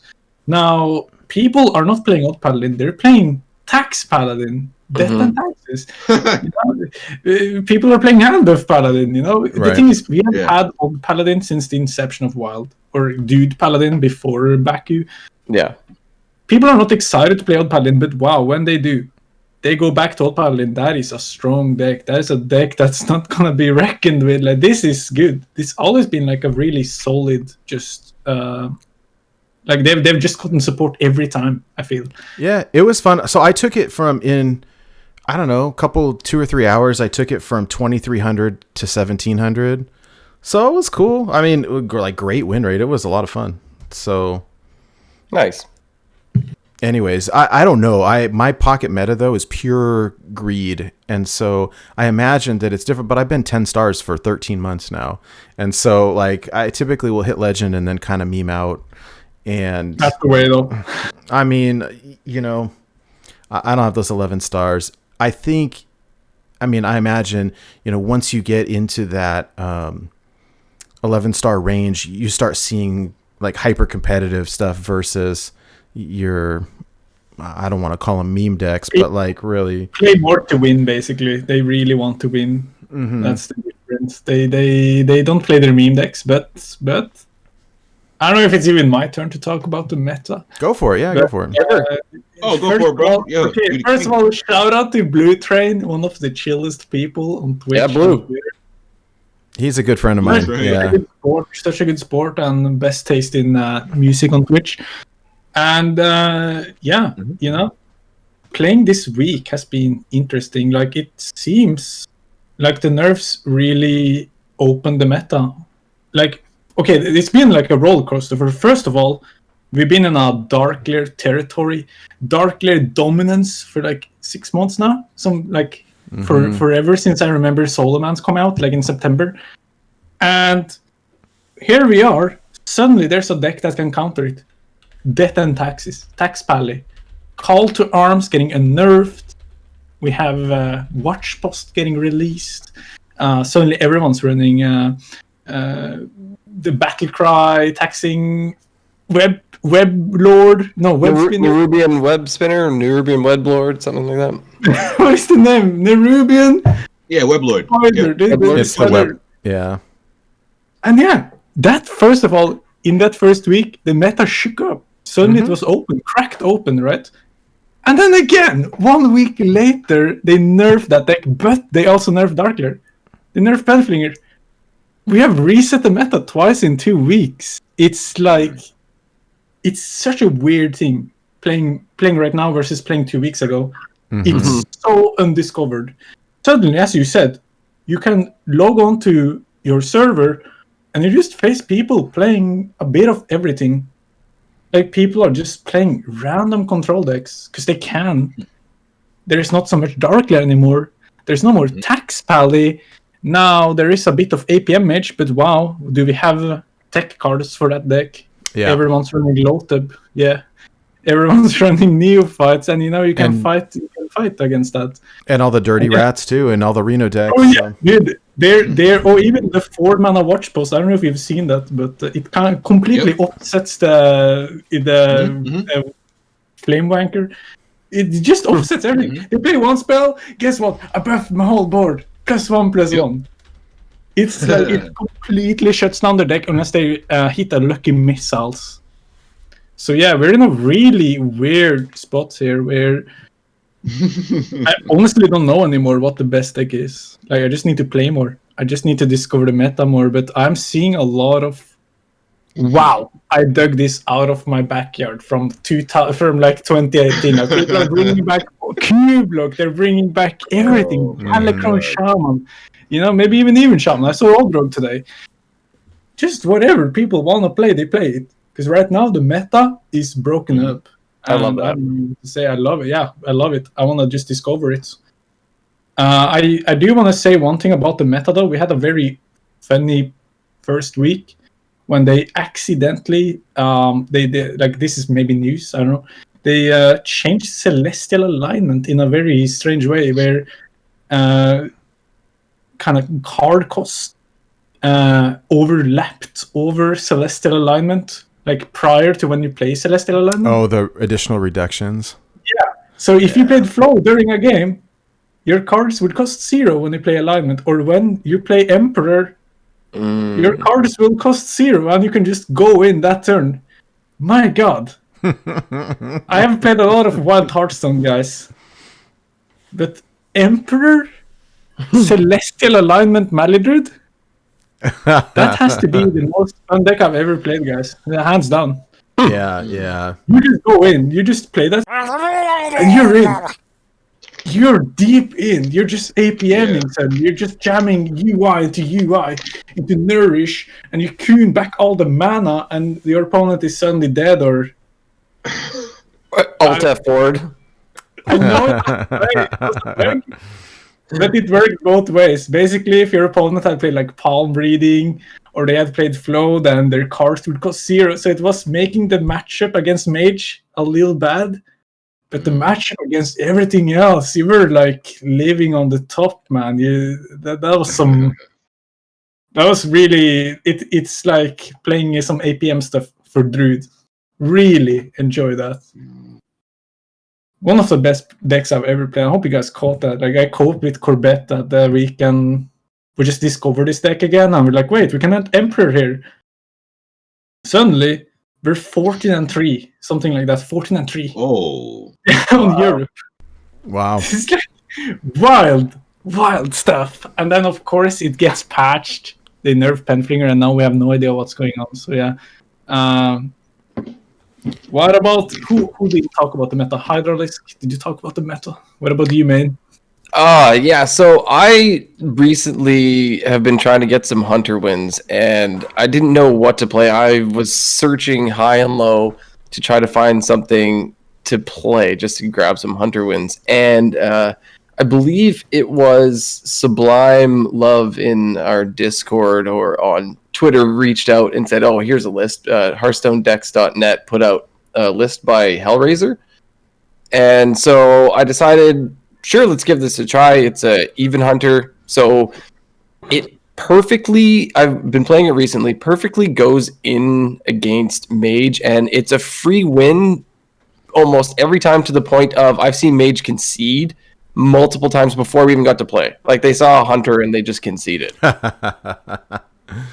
Because This abomination, man. Wait, like it like just ridiculous. And I didn't. This deck actually doesn't even have, because you could run snipe, to like counter. It doesn't even. It doesn't have it. You could easily put it in. And what's the other one?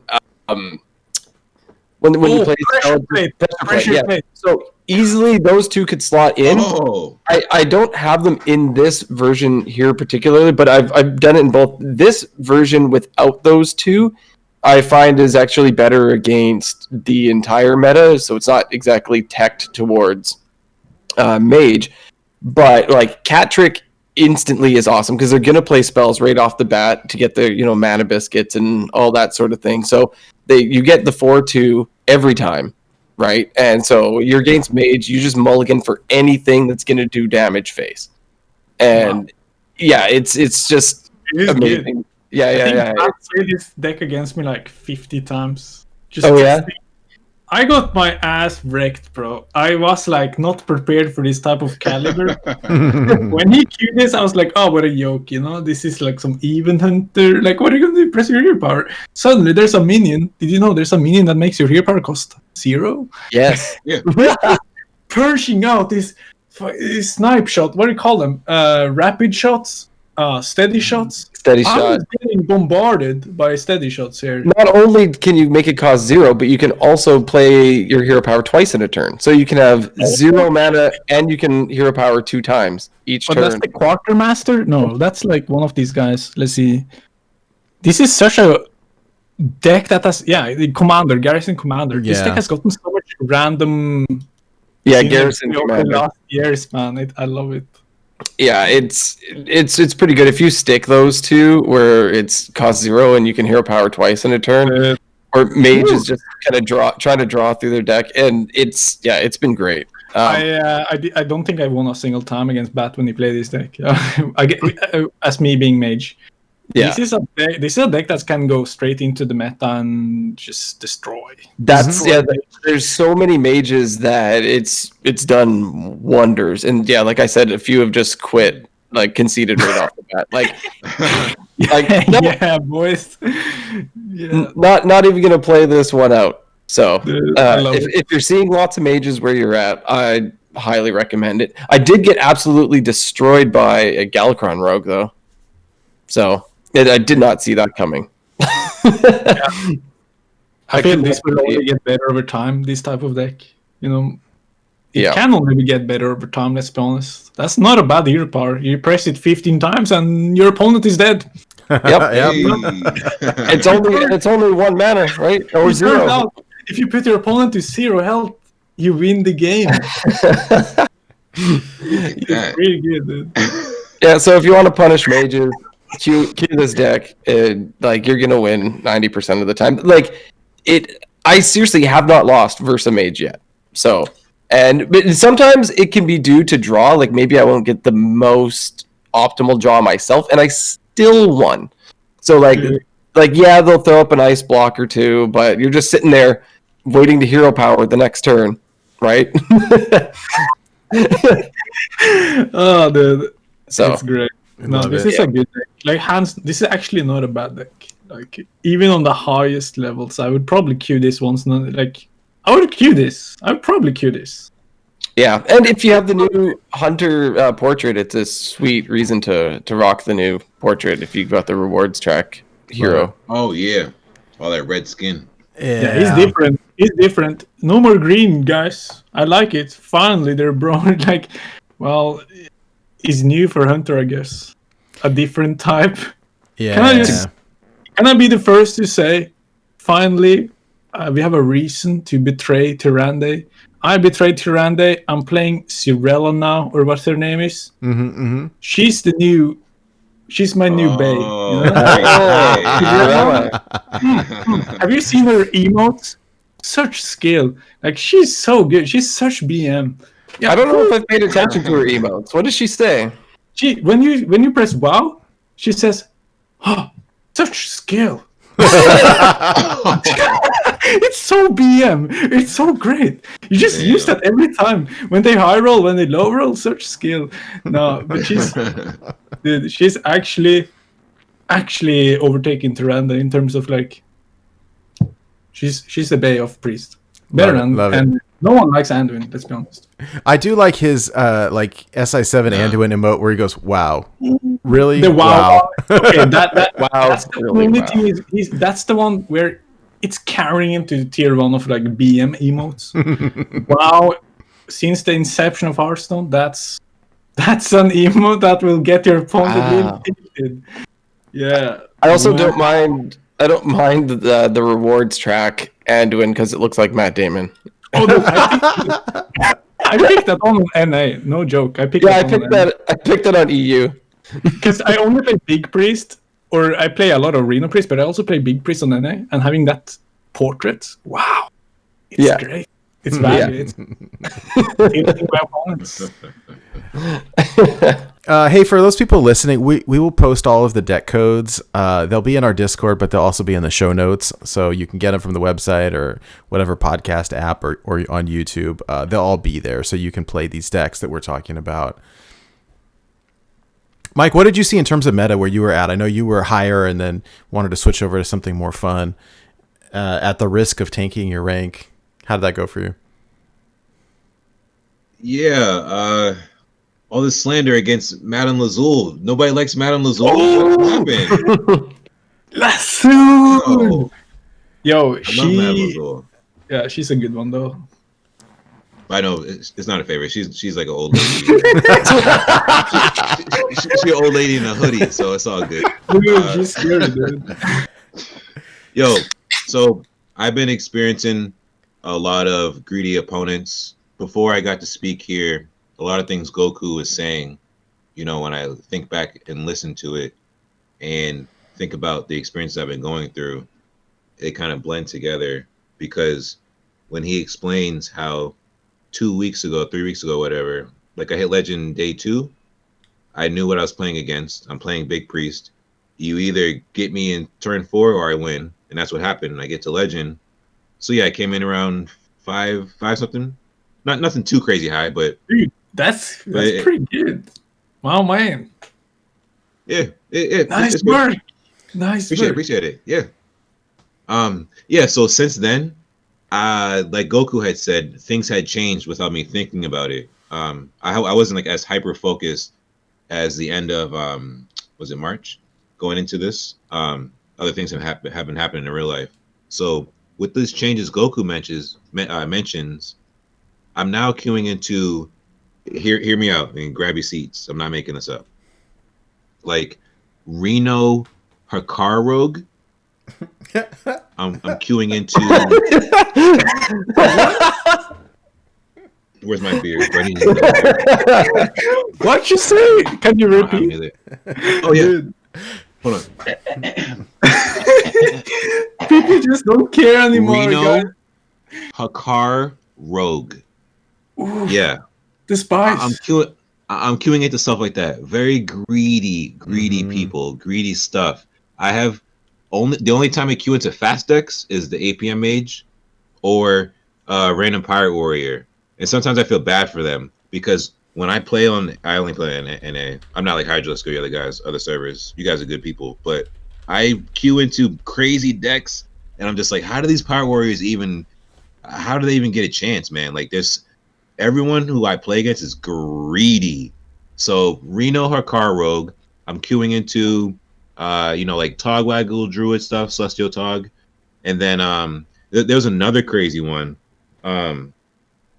They were playing Dead Mantan Warrior. It was like Nuzak, but it was just very like there was only gigantic minions, and everything else was like a spell to clear and like take everything out and gain armor. Oh man. Oh! And they had Vargoth. They played Vargoth. What's the spell that gives yourself 10 armor and your opponent gets -2? The Bulk thing. What is it called? Oh man, that's a good one. That's spicy. Chat, warrior chat, help spell. us. I haven't seen that in a while.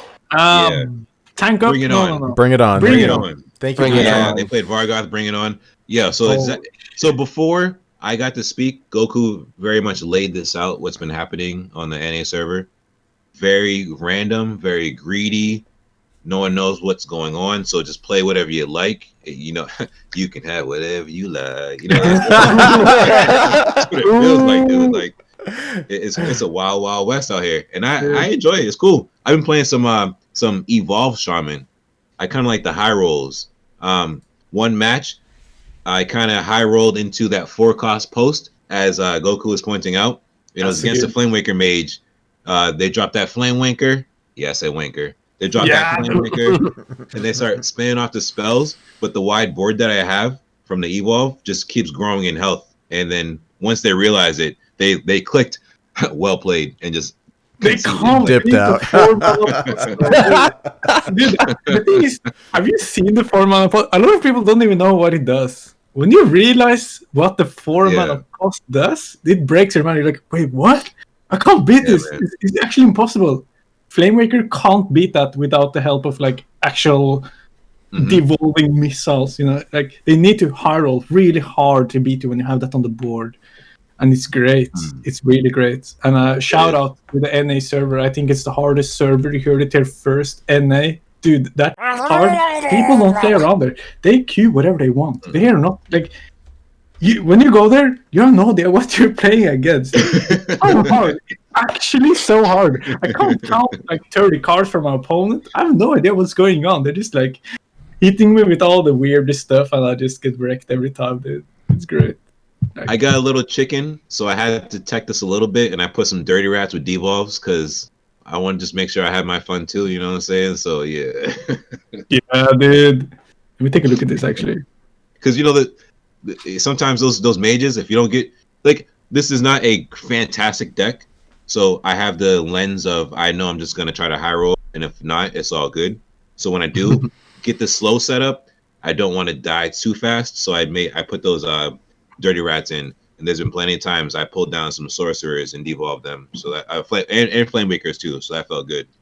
Wow, yeah, this is quite. It looks very synergistic. Yeah, shout out to my low tier fans. I'm bringing low tier decks. This is for you guys. Love it. Before we switch into the decks that Goku brought, let me show you super quick the Odd Paladin that I was playing. I won't spend much time on it. It's basically Mentalistic's list. Did quite well with it, but I found that I was not utilizing it. It ran 2 corridor creepers, and I could play them pretty pretty regularly for very low mana, but it was running only one copy of Christology and only one Oh My Yogg. And so for consistency, I pulled out both of the Corridor Creepers and jammed in a second copy of Oh My Yogg, second copy of Christology. And so this was, with the help of Blue Train, we did this, and it's been working great for me. It's just a solid deck, and it punishes the greedy decks, which is why I played it. It's just wanted to gain some ranks, but works great. I love it. Goku, you brought some fun stuff this week. I was looking at these. So you got, you had asked me, hey, what do I bring? I said, just bring whatever you've been playing that you think is fun.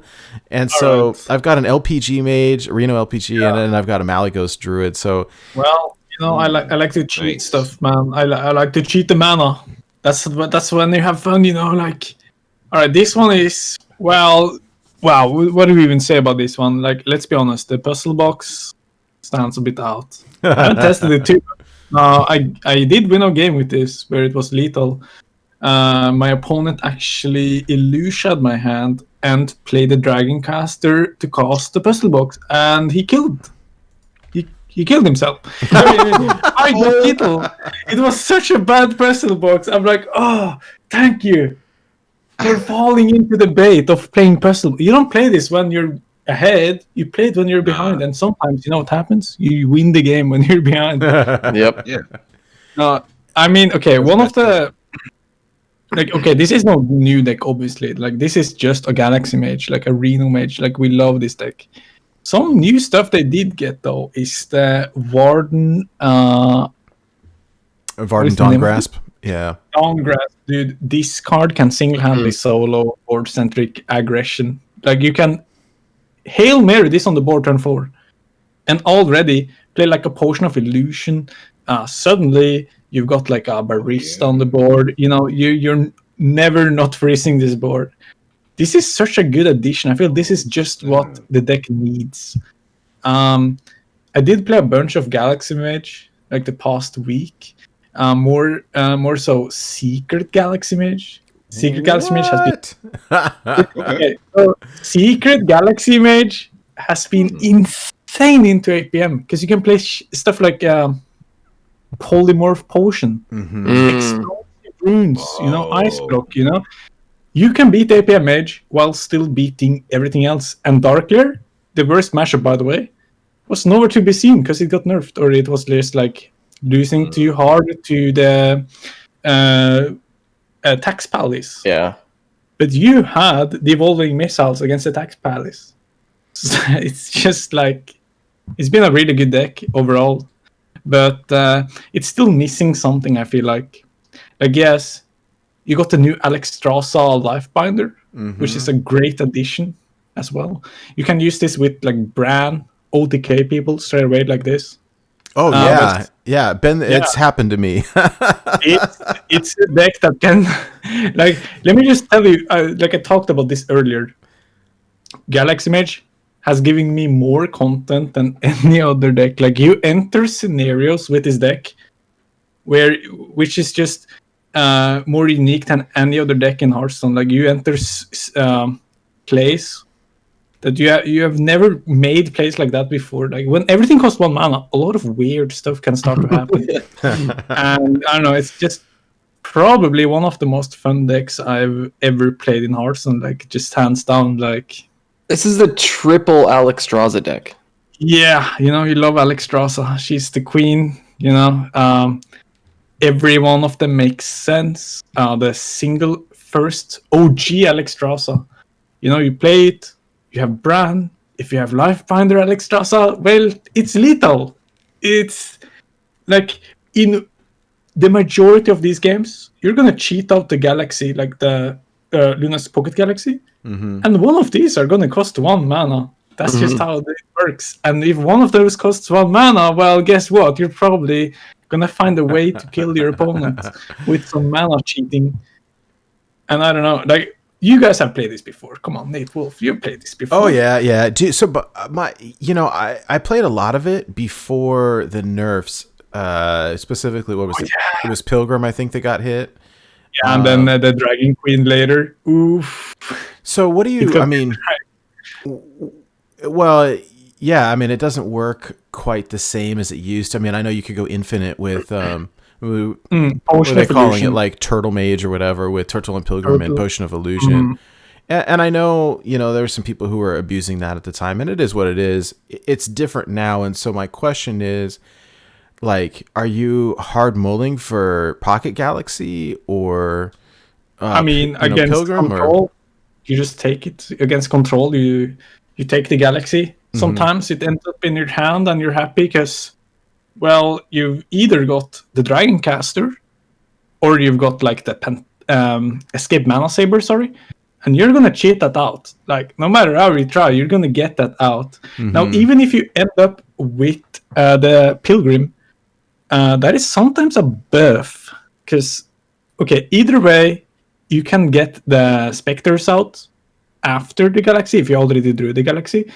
Now, if you don't draw the Galaxy, the fact you draw it is a big thing because you eliminate it from your deck. That is such a big difference because, when you Hail Mary, you drop a Luna, like, Luna and Luna's Pocket Galaxy, they work together. You want to drop all your 1-mana minions and just cycle your deck. If you draw a second Galaxy, you're actually going to lose that game probably. So that was actually a buff to the deck, in my honest opinion, that they changed the Pilgrim in this way, that you play the spell rather than play a copy of the spell. Right. It's not a bad change for this type of deck. It's a good change. And yeah, this deck will make some scenarios you've never seen in Hearthstone before. It's a blast. Every time I play it, it's a blast. Looks like so much fun. You just like, I don't know, it always gets there. Unless you play against Darkleer, I hope they gotta nerf Darkleer sometimes. Like, yes, it's a good deck, but my days, I'm so tired of playing Darkleer. I don't want to play Darkleer anymore. No one wants to play Darkleer. Who wants to play Darkleer? Go Daniel. Go Daniel. Go Daniel. Go Daniel. Nah, if Darkleer disappears, this deck will come back in force. Like, this is such a... It can honestly beat everything except like a early giant board. Like, imagine if they gave Hysteria to Mage and Warlock instead of Mage and Priest, because Priest already has so much removal. Well, this deck would have been flourishing, because if this deck had Hysteria, suddenly you had like an answer to the giant board. Would have been insane. That's exactly what this deck needs. Something to deal with, like they need something to deal with, like an early giant board, but they don't have it yet. Can just wait. But yeah, Warden, great addition. That's something they really needed. Just like Warden reminds me of Barrow. It's a card that does more than, like, it's a card that does a lot for its single use. Like, it's like a Swiss Army knife. Yeah. It's just good all the time. That was good utility. Yeah. So looking at this other one, you've got this Malygos druid with druid with celestial alignment. Like, what? Dude. So I briefly went on to this earlier. This is a type of deck that is so much better than the old clunky version. Like, I don't know if you remember playing the old Aviana Kuhn version. Like, Aviana Kuhn is pretty clunky. Like, you end up with your starting hand having a lot of unplayable cards. Yep. You have double Melon, which feels bad. You don't want to play Melon. You just have to play Melon in that type of deck. This deck can just set up, like, they can... Well, first of all, you can play Oaken summons in this deck. You could never do that before. So you can just beat aggro with a lucky Oaken on turn 4 into like Wargot. And this new minion, by the way, Injured Marauder. Am I saying this right? Yep. Yeah. What a blood, like 5/10. You can single-handedly just kill control with this kind of card. A 4-mana. What is it? 4 mana. 5/10. Yeah, it's so much stats, and they have to immediately react to it. That is suddenly like a way to beat aggro, which you never had before in Malydruid, because that was their weakness, kind of like hyper aggression, like Pirate Warrior or Secret Mage. Now suddenly you have Oaken summons in a Malydruid, which can just set up their combo turn. Like, the moment you play Celestial Alignment, you don't have to beat them. You beat them in a couple turns. Like suddenly you just play UI the next turn, you just chill, you play like swipe. You can play swipe, you can play a couple Eclipse. The fact is, once you have played that spell, anything can happen. You can draw Nourish, you can suddenly draw UI, and then you Coon all the mana back, because if you didn't know, Nourish gives you empty crystals, and Coon just refills those crystals, and you're ready to spend your whole mana crystals on whatever you want. I think where this deck messed me.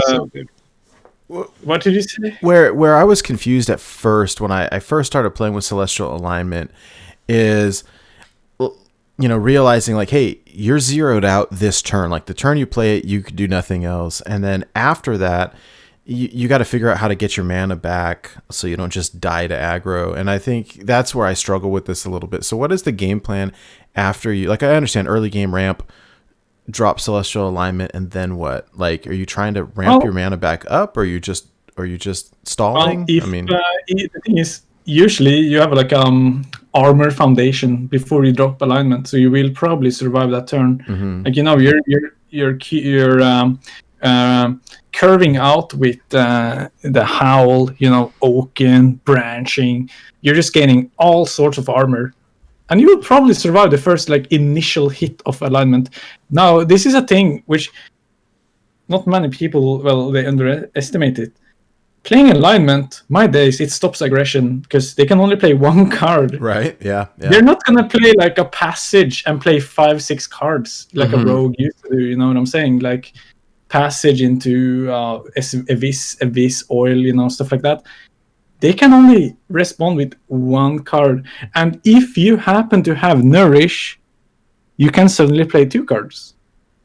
If you have Nourish and you have Project, you can play 3 cards. If you have Nourish and you have Coon, you can play 4 cards. Like you can play so many cards, and you can play Ultimate Infestation and all of these extreme mana cheating spells, which are just kind of disgusting right after Celestial Alignment. Like they can only respond with a single card, and you're casting double UI. So old school Mali Druid, like there was so many spells where you would, God, I mean, I've been playing this for a long time, and so there was so many things you could do. People used to use Ixlid or Faceless Manipulator, or ways to copy, but you drop Malygos and then spell, but there's not that many here. Like I see, there's only 4 actually. I've got 4 that can target face. Is it just the swipes and the UIs?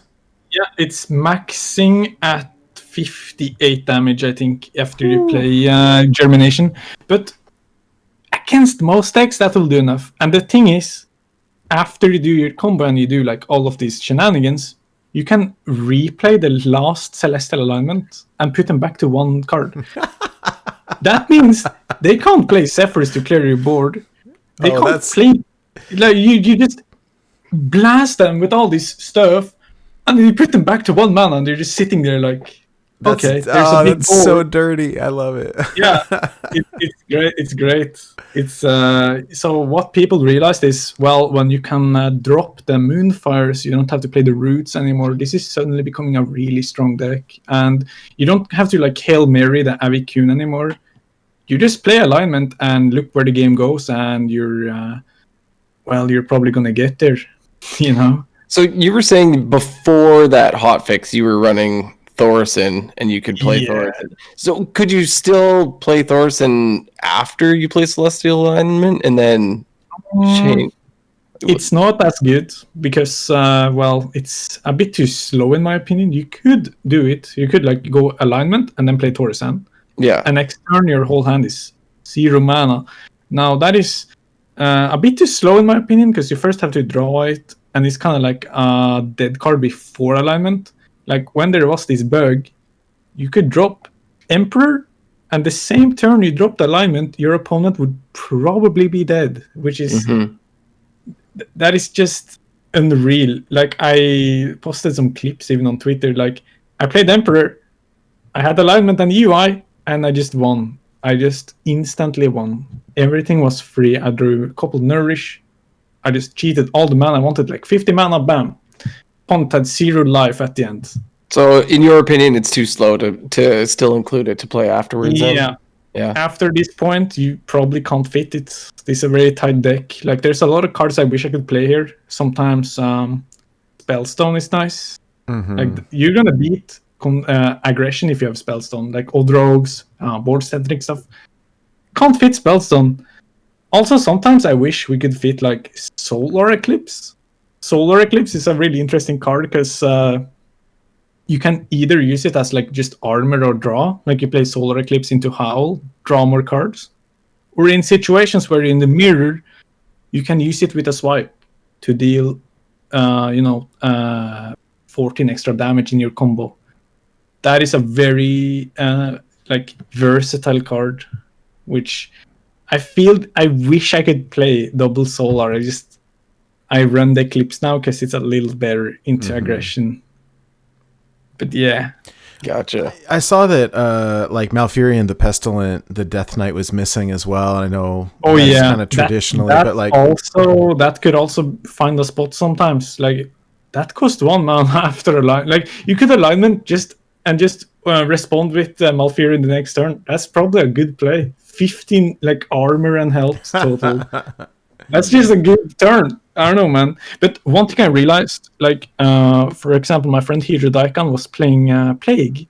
And he asked me, why don't you play Plague? Or rather, we tried Plague. It was pretty good into Tax Paladin. But then Tax Paladin kind of got nerfed, right? And what I realized is it was mostly good into Handbuff Paladin. But when Handbuff Paladin draws their new pet card, what is Samuru, then most of the time your Plague does nothing. Yeah, board clear. Yeah. In my opinion, it's better to move minions up front. You play like double Eclipse UI, and you don't have to deal with those Wind Fury Murlocs. You just kill them already. Instead of Hail Marying a Plague, and then you get responded with a Samuru, which just kills everything, and you're dead. I don't know. That's why Plague is. I kind of want Plague as well, because it's still like not a bad card when they don't have Samuru, but my days, you can't fit it. Just imagine the day in Hearthstone where we say spreading Plague may not be good enough. Right? Like it's such an amazing card. There was actually not many years ago. Remember when we had 5 mana Giggling? People started cutting Plague. Like I'm not kidding. 5 mana Giggling. Almost like I remember one season I played Togwaggle Druid. I played double 5 mana Giggling, and I only played 1 Plague. It was the difference was that you could play a proactive Plague. Plague is very reactive. Giggling Inventor is very proactive and reactive. It was just better in every scenario. Funny stuff. That's the card that would actually make you cut Plague 100%. And yeah, Broom is also in the game now, so there's no Broom for Plague in my opinion. Yeah. But yeah, this is such a good deck. Like you'll have a good time. You should try this deck. You'll make some incredible turns. Once you play Celestial Alignment, anything can happen. It's like playing Galaxy for Druid. Anything can happen. I love it. I'll try it for sure. That looks like a lot of fun. Also, one more thing. Your Oaken summons are actually kind of good after alignment as well. Because if you happen to play Oaken summons after alignment, you can pull out any minion. If you pull out Omu, you just refresh your mana. And you can pull out Malygos. Damn. This is true. It's such a good synergy before and after. The deck just completes itself. It's just like, wow. This can almost beat anything if you get the right draws at the right time. But because of APM Mage, there is so many low tips around. There's so many neophytes. Play this with your own. This is risky. Play this at your own risk. If they ever nerf APM Mage, this will come back strong, though. That's a good call. Okay. All right. Well, then we're getting a little bit towards the end of the show. I want to transition for a minute. before we go any farther, I do want to say a big thank you to the patrons of our show, especially Shokunin, the executive producer of our show. Thank you so much for supporting us. We really appreciate your help. And to all of our patrons, thank you for supporting the show. So big shout out to Disruptor 108, Claudette G, Daniel B, Justin M, Wildcard, R. Morn, Ben from Work, Corin J, and AJ Gomez. Thank you guys so very much for your support. If anybody out there watching or listening is interested in supporting the show financially, you can visit our website at borntobewildhs.com. Once you're there, you can click the Find Us page, and there's a link to our Patreon. We've got a merch store there as well with some great merch in it. And if you're someone who's on Twitch a lot, we do have some emotes that you can unlock by subbing to our channel on Twitch. Also, big shout out to Firestone. Firestone is a new Hearthstone deck tracker. It's incredible. We're working with those guys. They've hooked us up with free premium, and it's been incredible. Really enjoying the deck tracker. It basically does everything that HS Replay does in a very polished package. And one of the things that I found very encouraging personally is that they're very open to feedback. And I thought that was kind of fun, where we were able to say, hey, what about this thing? Oh yeah, we're working on that. Oh, what about mobile? We're working on that. And I thought that was really cool. I just appreciate it. And it's been fun for me to play around with it. And they're still experimenting with a lot of things, but it's been super user friendly, and the UI is very easy to navigate, and I've been enjoying it. So yeah. Moving. That's the one where you can check your total amount of packs as well, right? Yes. I saw a lot of tweets about that, man. That's how we found out about it in the first place. Like, that's what got me to try it. Was I wanted to see how many packs I had opened, and man, I'm afraid to check. That is the question everyone is probably asking themselves at this point: how many packs do I open lifetime? Well, now we can check it. Yep. Just don't get out the calculator and see how much it costs. Yeah. Just don't do it. Oh boy. Shout out to Firestone. I like the deck tracker. Firestone was able to help me rewatch the match where I lost to that legendary Reno Hakar rogue. Yeah. Shout out to Firestone. The replay feature is awesome because it looks like you're actually they have you set up on the board, and it looks like you're watching a Hearthstone actual replay as if someone had recorded it. They've done it really well. That was great. It is. It's quite nice. So, I recommend it, and we've got a direct feed to them. So if people have suggestions or whatever, feel free to pass them along to us, and we can send them their way as well. So that's been exciting. Moving right along, we've got every week on the show we do a weekly challenge for our listeners, and it was something just for fun to do something interesting during the week. And early on, we started with easy challenges. Well, we thought they were difficult, but the folks in the Discord were completing these challenges so quickly. Goku, the one that really showed us that like we needed to step it up. So Mike came up with this challenge that you had to discover Mimron's head. Like, you couldn't put it in your deck. You had to discover. You had to discover Mimron's head.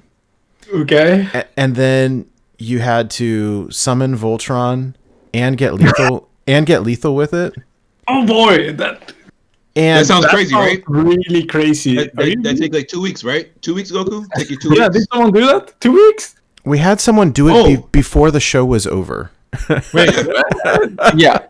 Like, we announced it. And lethal. Wait, and lethal as well. Yeah. They discovered it, got lethal, posted in Discord, won the pack. Bro. It was nuts. I can't believe it happened. Insane. That's insane.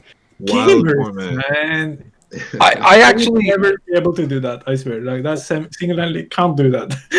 One of my favorite parts about that one also was I was co-oping, I think it was with Glare and Blue Train at the time, and somebody actually was doing the challenge against us when we were co-oping, which was so funny. That's great. That's amazing, man. So this week, I think we have the first ever challenge that nobody completed. They got close, and so big shout out to Timbo who got very close. But the challenge for the past week was to somehow find a way to play both Cariel, Rome, and Tasman and Tamsin Rome at the same time. And so you could put, if you're playing Paladin, you can put one in your deck, you got to discover the other. If you're playing Warlock, you can put one in your deck, you got to discover the other. And there's a bunch of, well, how like, do you discover the other, dude? there's ways. Archvillain Rafam is one, or Prince Liam is one. There's ways. Shifter Xeris. Mm-hmm.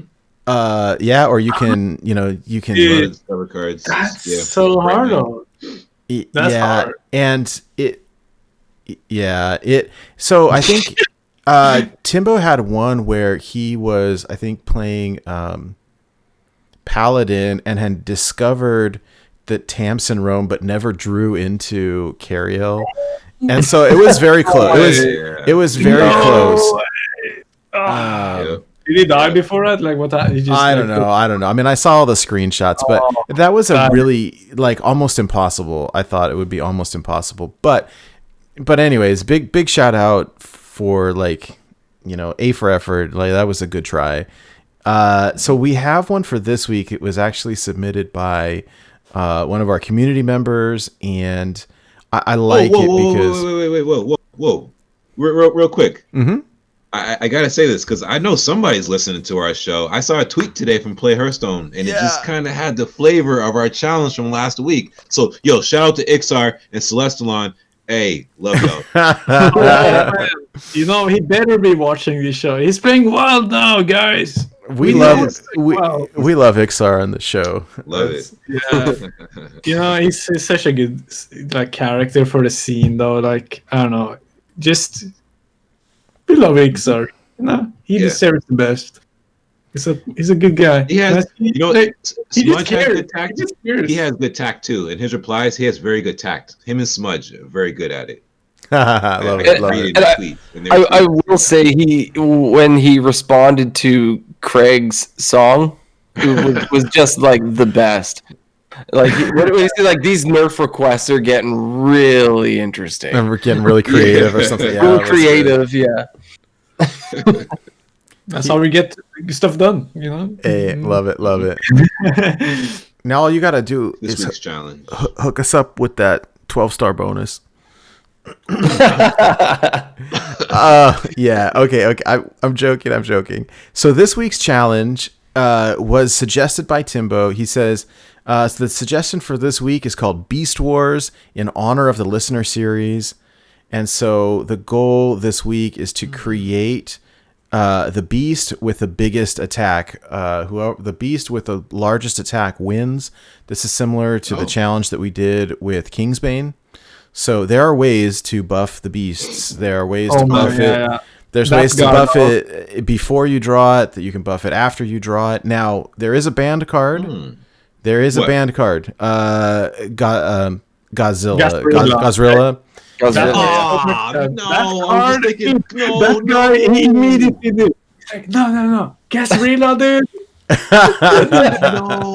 That can go almost to a million. Get it for The only problem with having Gazrilla is the fact that most people don't have this card, and so we're trying to be inclusive of people, so nobody goes out and crafts this card that nobody plays unless they're memeing around, right? Nah, but this is an insta win, right? It's so easy to. We're clever than this, It's too obvious. That's too obvious. You just give him a lot of help. You put a rallying play, or how do you do? I don't know how they're gonna do this stuff, but wow, this card is the go-to. Now, if you exclude this card, now we're gonna have some big brain energy thinking. That's the plan.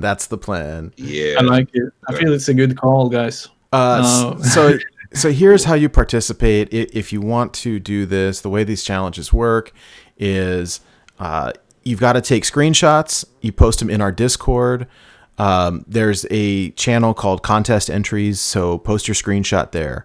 And then what we'll do is we'll keep track over the week, and it's basically, hey, who can one-up each other? You know, you submit a beast with 10 attack, and then someone has a 12, and then someone has a 15, and whoever at the end of the week has got the biggest, that's who wins. That's so sick.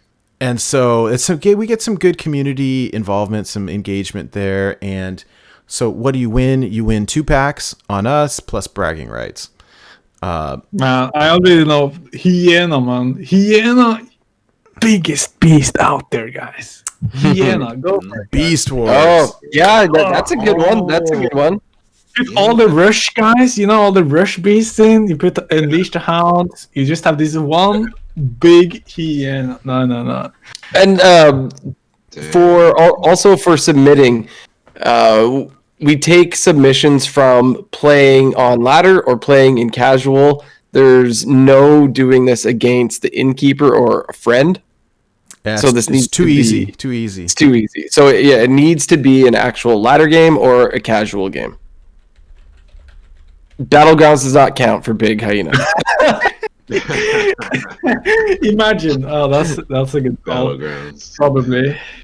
Yeah. That's cheat mode right there. Yeah, dude. Someone's gonna be like, be sweet.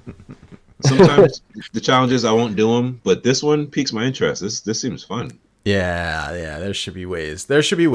Lots of different ways, and so we'll see.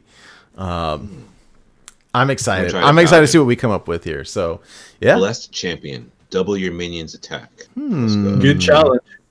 Yep. Hey, Beast Priest. I'm excited. I mean, it's Beast. Divine Fire, Inner Spirit is still a thing. Odd Beast Priest.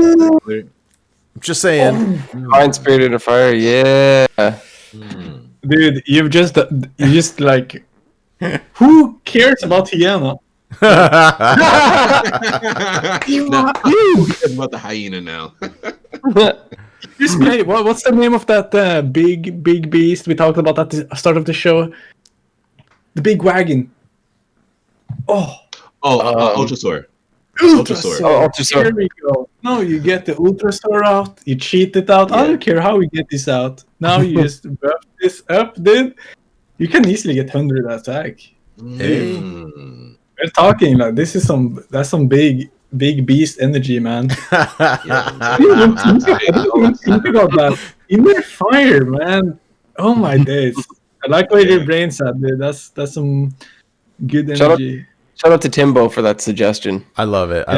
Well, the beauty of this is like, cool. Hey, someone's gonna get 100, and then it's gonna force someone else to get 101. You know, I love it. I love it. So. We'll see. All right, awesome. You guys. I think that is pretty much it for us. Yeah. Thank you so much, Goku, for coming on the show. Wow. Thank you guys. Really, really appreciate it. We know that it's not an ideal time for you, it being, like 3 a.m. at the start, more like 5. No, dude, I'm having the time of my life. Like, dude, I'm jamming. Like, I love this energy. I had a good time the whole trip. So, yeah. Hit me up if you ever want to again. Oh yeah, we'll take you up on that for sure. Yeah, this is good. This is good. That's a blessing. Yeah. For the people out there that want to find your content, where should people look to find you? Well, it's right there on the screen, Goku_ages on Twitter. I do post my stuff there, my personal things, my decks, my Twitch, talking about Twitch, Goku__. That's the way to do it, guys. I'm on Twitch, I'm on Twitter. Also, the WildSide, my community, hang out with all my friends there. You'll find familiar names. I'm also there. Yeah. Nice. Yes. Shout out to WildSide. Rocking the __. I might have to join the __ club. It's a good one. You don't have to commit to Hearthstone. You can just play Hearthstone, and you can do your own thing. And yeah, and they don't call you __. No one does that. They call you Goku. They call him the Blakarot. They're not gonna be like, Goku ages. They call you Goku. That's what I wanted, because Yeah. No, I might have that's to fall into that category. I mean, like, look at Trump SC. You don't see him playing StarCraft. Yeah, Right? he doesn't play StarCraft anymore. Like, you know what I'm saying? Like, Oh, you should invest in the underscores here, guys. that's what that stands for. I didn't know that. SC Yeah. StarCraft. No clue. So, well, for now, you can find me at Hydralisk_HS on Twitter and on Twitch. And you can always find me in the Discord. I highly recommend everybody jump in there. Also, check out WildSide Discord. All these places are great places to come and check out different decks or just talk to anybody in the Wild community, make friends. Great places to be. Hey guys, been another great week. When I'm not out at the crossroads, with Man Crick fighting some quill boars, you can catch me here Friday nights, 9 p.m. I need to take Goku's very well crafted advice, and I need to just push that to the side, hop back on Twitch, and just be streaming. So you can also Just find get me in there, man. at Just get in there. Blakarot_. And I'm in that underscore gang. It's like you said, it's there's no commitment. Dude, it's strong. It's strong. You're just yourself. You're doing your own thing. You said it on Twitter. I saw your Twitter. Dude, shout out to your Twitter. Just do your own thing. Be yourself. You're going to go because people are going to find you. Oh, Yeah. Appreciate it. Yeah, okay. Yeah, Hey. sure. No, I love it. I love that spirit, that energy, man. It's good. That's what I'm all about, man. Yeah, appreciate it, Doc. Thank you. Love it, love it. All right, you guys can follow me. I'm very active on Twitter. My handle is NateWolfTCG. It's NateWolfeTCG. More importantly, you can find the show at borntobewildhs.com. Again, borntobewildhs.com. At the website, you can find all of our content. So all of our audio podcasts are listed there. We've got information for all of our past guests, including all of their different social medias, their Twitch links, their Discord servers, and all of that stuff. All of our shows are also available as YouTube, and we've got some highlight reel videos as well. And Mike and I have been working a lot on additional content as well. So our tournament series games are up. We've been back writing songs again, which has been an absolute blast. And everything will be on our website. Links will be on our website. Again, I will echo what Hydralisk said in terms of the Discord.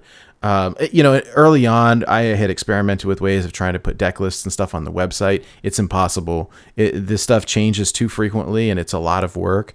They're all in the Discord. So if you're looking for wild decks to play with, we've got a very active community on Discord. There's separate channels for each class. So if you're looking for a rogue deck or a mage deck or whatever deck, you can go find one.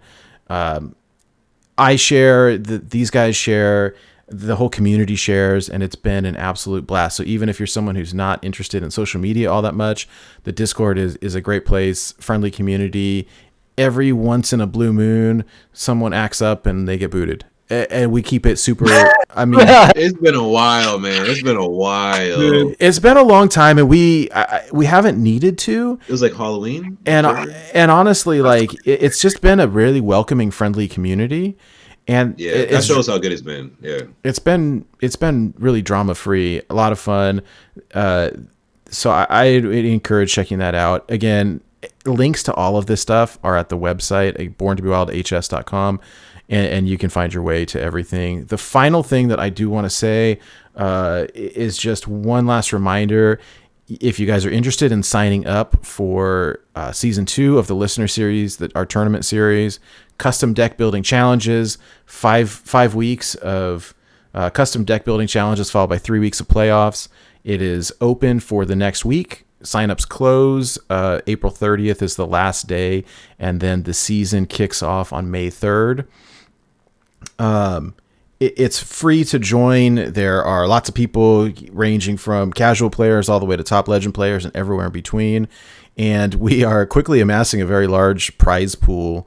And so we just really encourage everyone to play. We had a lot of fun casting the final match for the season. It was awesome. If you guys are interested in that, again, that's on our YouTube. And if that's something that people enjoy, that's something that we can do on a more regular basis, is cast these matches too. And so, yeah. Can we get that message out there, since we have a week for people to hear this and let it soak in? For season 2, we would like to set up, when we have availability, for windows and time for matches to be casted. This helps us get the content for the series we're creating, but it also helps the people that are signing up to have their matches casted. I almost said professionally casted, intermediately casted. That's the best type of casting, though. That's man, we have so much fun. You're right. Yeah. It is really fun. But yeah, if people are looking to get their matches casted, that definitely will be a thing that we're looking to have. I really want that. It was awesome, man. You get people in chat, you get to talk to the winners after, pick their mind. It'd be a cool progression throughout the season too. You know what I'm saying? I'm sorry, I jumped in, but I just want to get that casting part out there. Get in there, sign up. You're gonna be casted. Wild Hearthstone, guys, biggest tournament of the year, probably. I'm just saying, probably biggest tournament of the year. I hope I'm wrong, but $600, you're looking at this is a good league. You should join this, guys. Yeah, man. Love it. Very cool. All right, well, that's all I got. Thank you all very much for your time, Mike and Hydra. It's always the highlight of my week hanging out with you guys. Goku, thank you so much for hanging out with us all the way from Norway. 3 o'clock in the morning. It is it's now 5:30 in the morning. Sun's about to come up, right? we got more people in the chat contributing here. This prize pool is growing all the time. Wait, what? It's 700. Up to 700. Where? It's here. Oh, Schmoopy Daddy? Bro. You're creating a good experience. This is it. This is what the Wild needs. Wild community needs. Hey, that's exciting. That's exciting. Crazy. Okay. All right, you guys. We're gonna wrap things up now. We'll see you guys next week on another episode of Born to Be Wild. Hey, stay after for new song after this week's recording. Yeah. All right. Peace, everybody. Later. Peace. It's time for genocide. Quill balls and razor fins, it's time for genocide. Smiling bits. We hunting down Quillboy. They took my man Crick, swiped they gutted her that night as she screamed for her life. We ride out and capture any swine off on sight. Screams could be heard through the barrens all night as Crick got revenge with each cut of the knife. There was so much blood you thought who was on sight. Quill balls and razor fins, it's time for genocide. The crossroads are under attack, it's time to die. And the pistols for power, you see what they do to me. My cards are insane. I got it, the lunacy. Raining down fire, chaos, nothing new to me. Quill boys are all dead. Next up is razor fin. Pin him down, squeeze him in. Rip the tusk out their head. Leave one alive to run back and go tell his friend. They say that success is the greatest revenge. Ask man Crick, he never saw his wife again. Yo, they say that revenge is the dish that's best served cold. Watch posts, empty doors locked as the Baron's frozen fear. Cause he's not gonna stop taking shots until every last Quillboard drops. Consumed by his hatred, man Crick in rage made his way to the crossroads, armed with serrated blades to break all their bones, raise all their homes, ripping tusks from their face to make tusk-piercing blades, with a bloodthirst never to be quenched till it's over. Crick will never rest till he's had vengeance for it.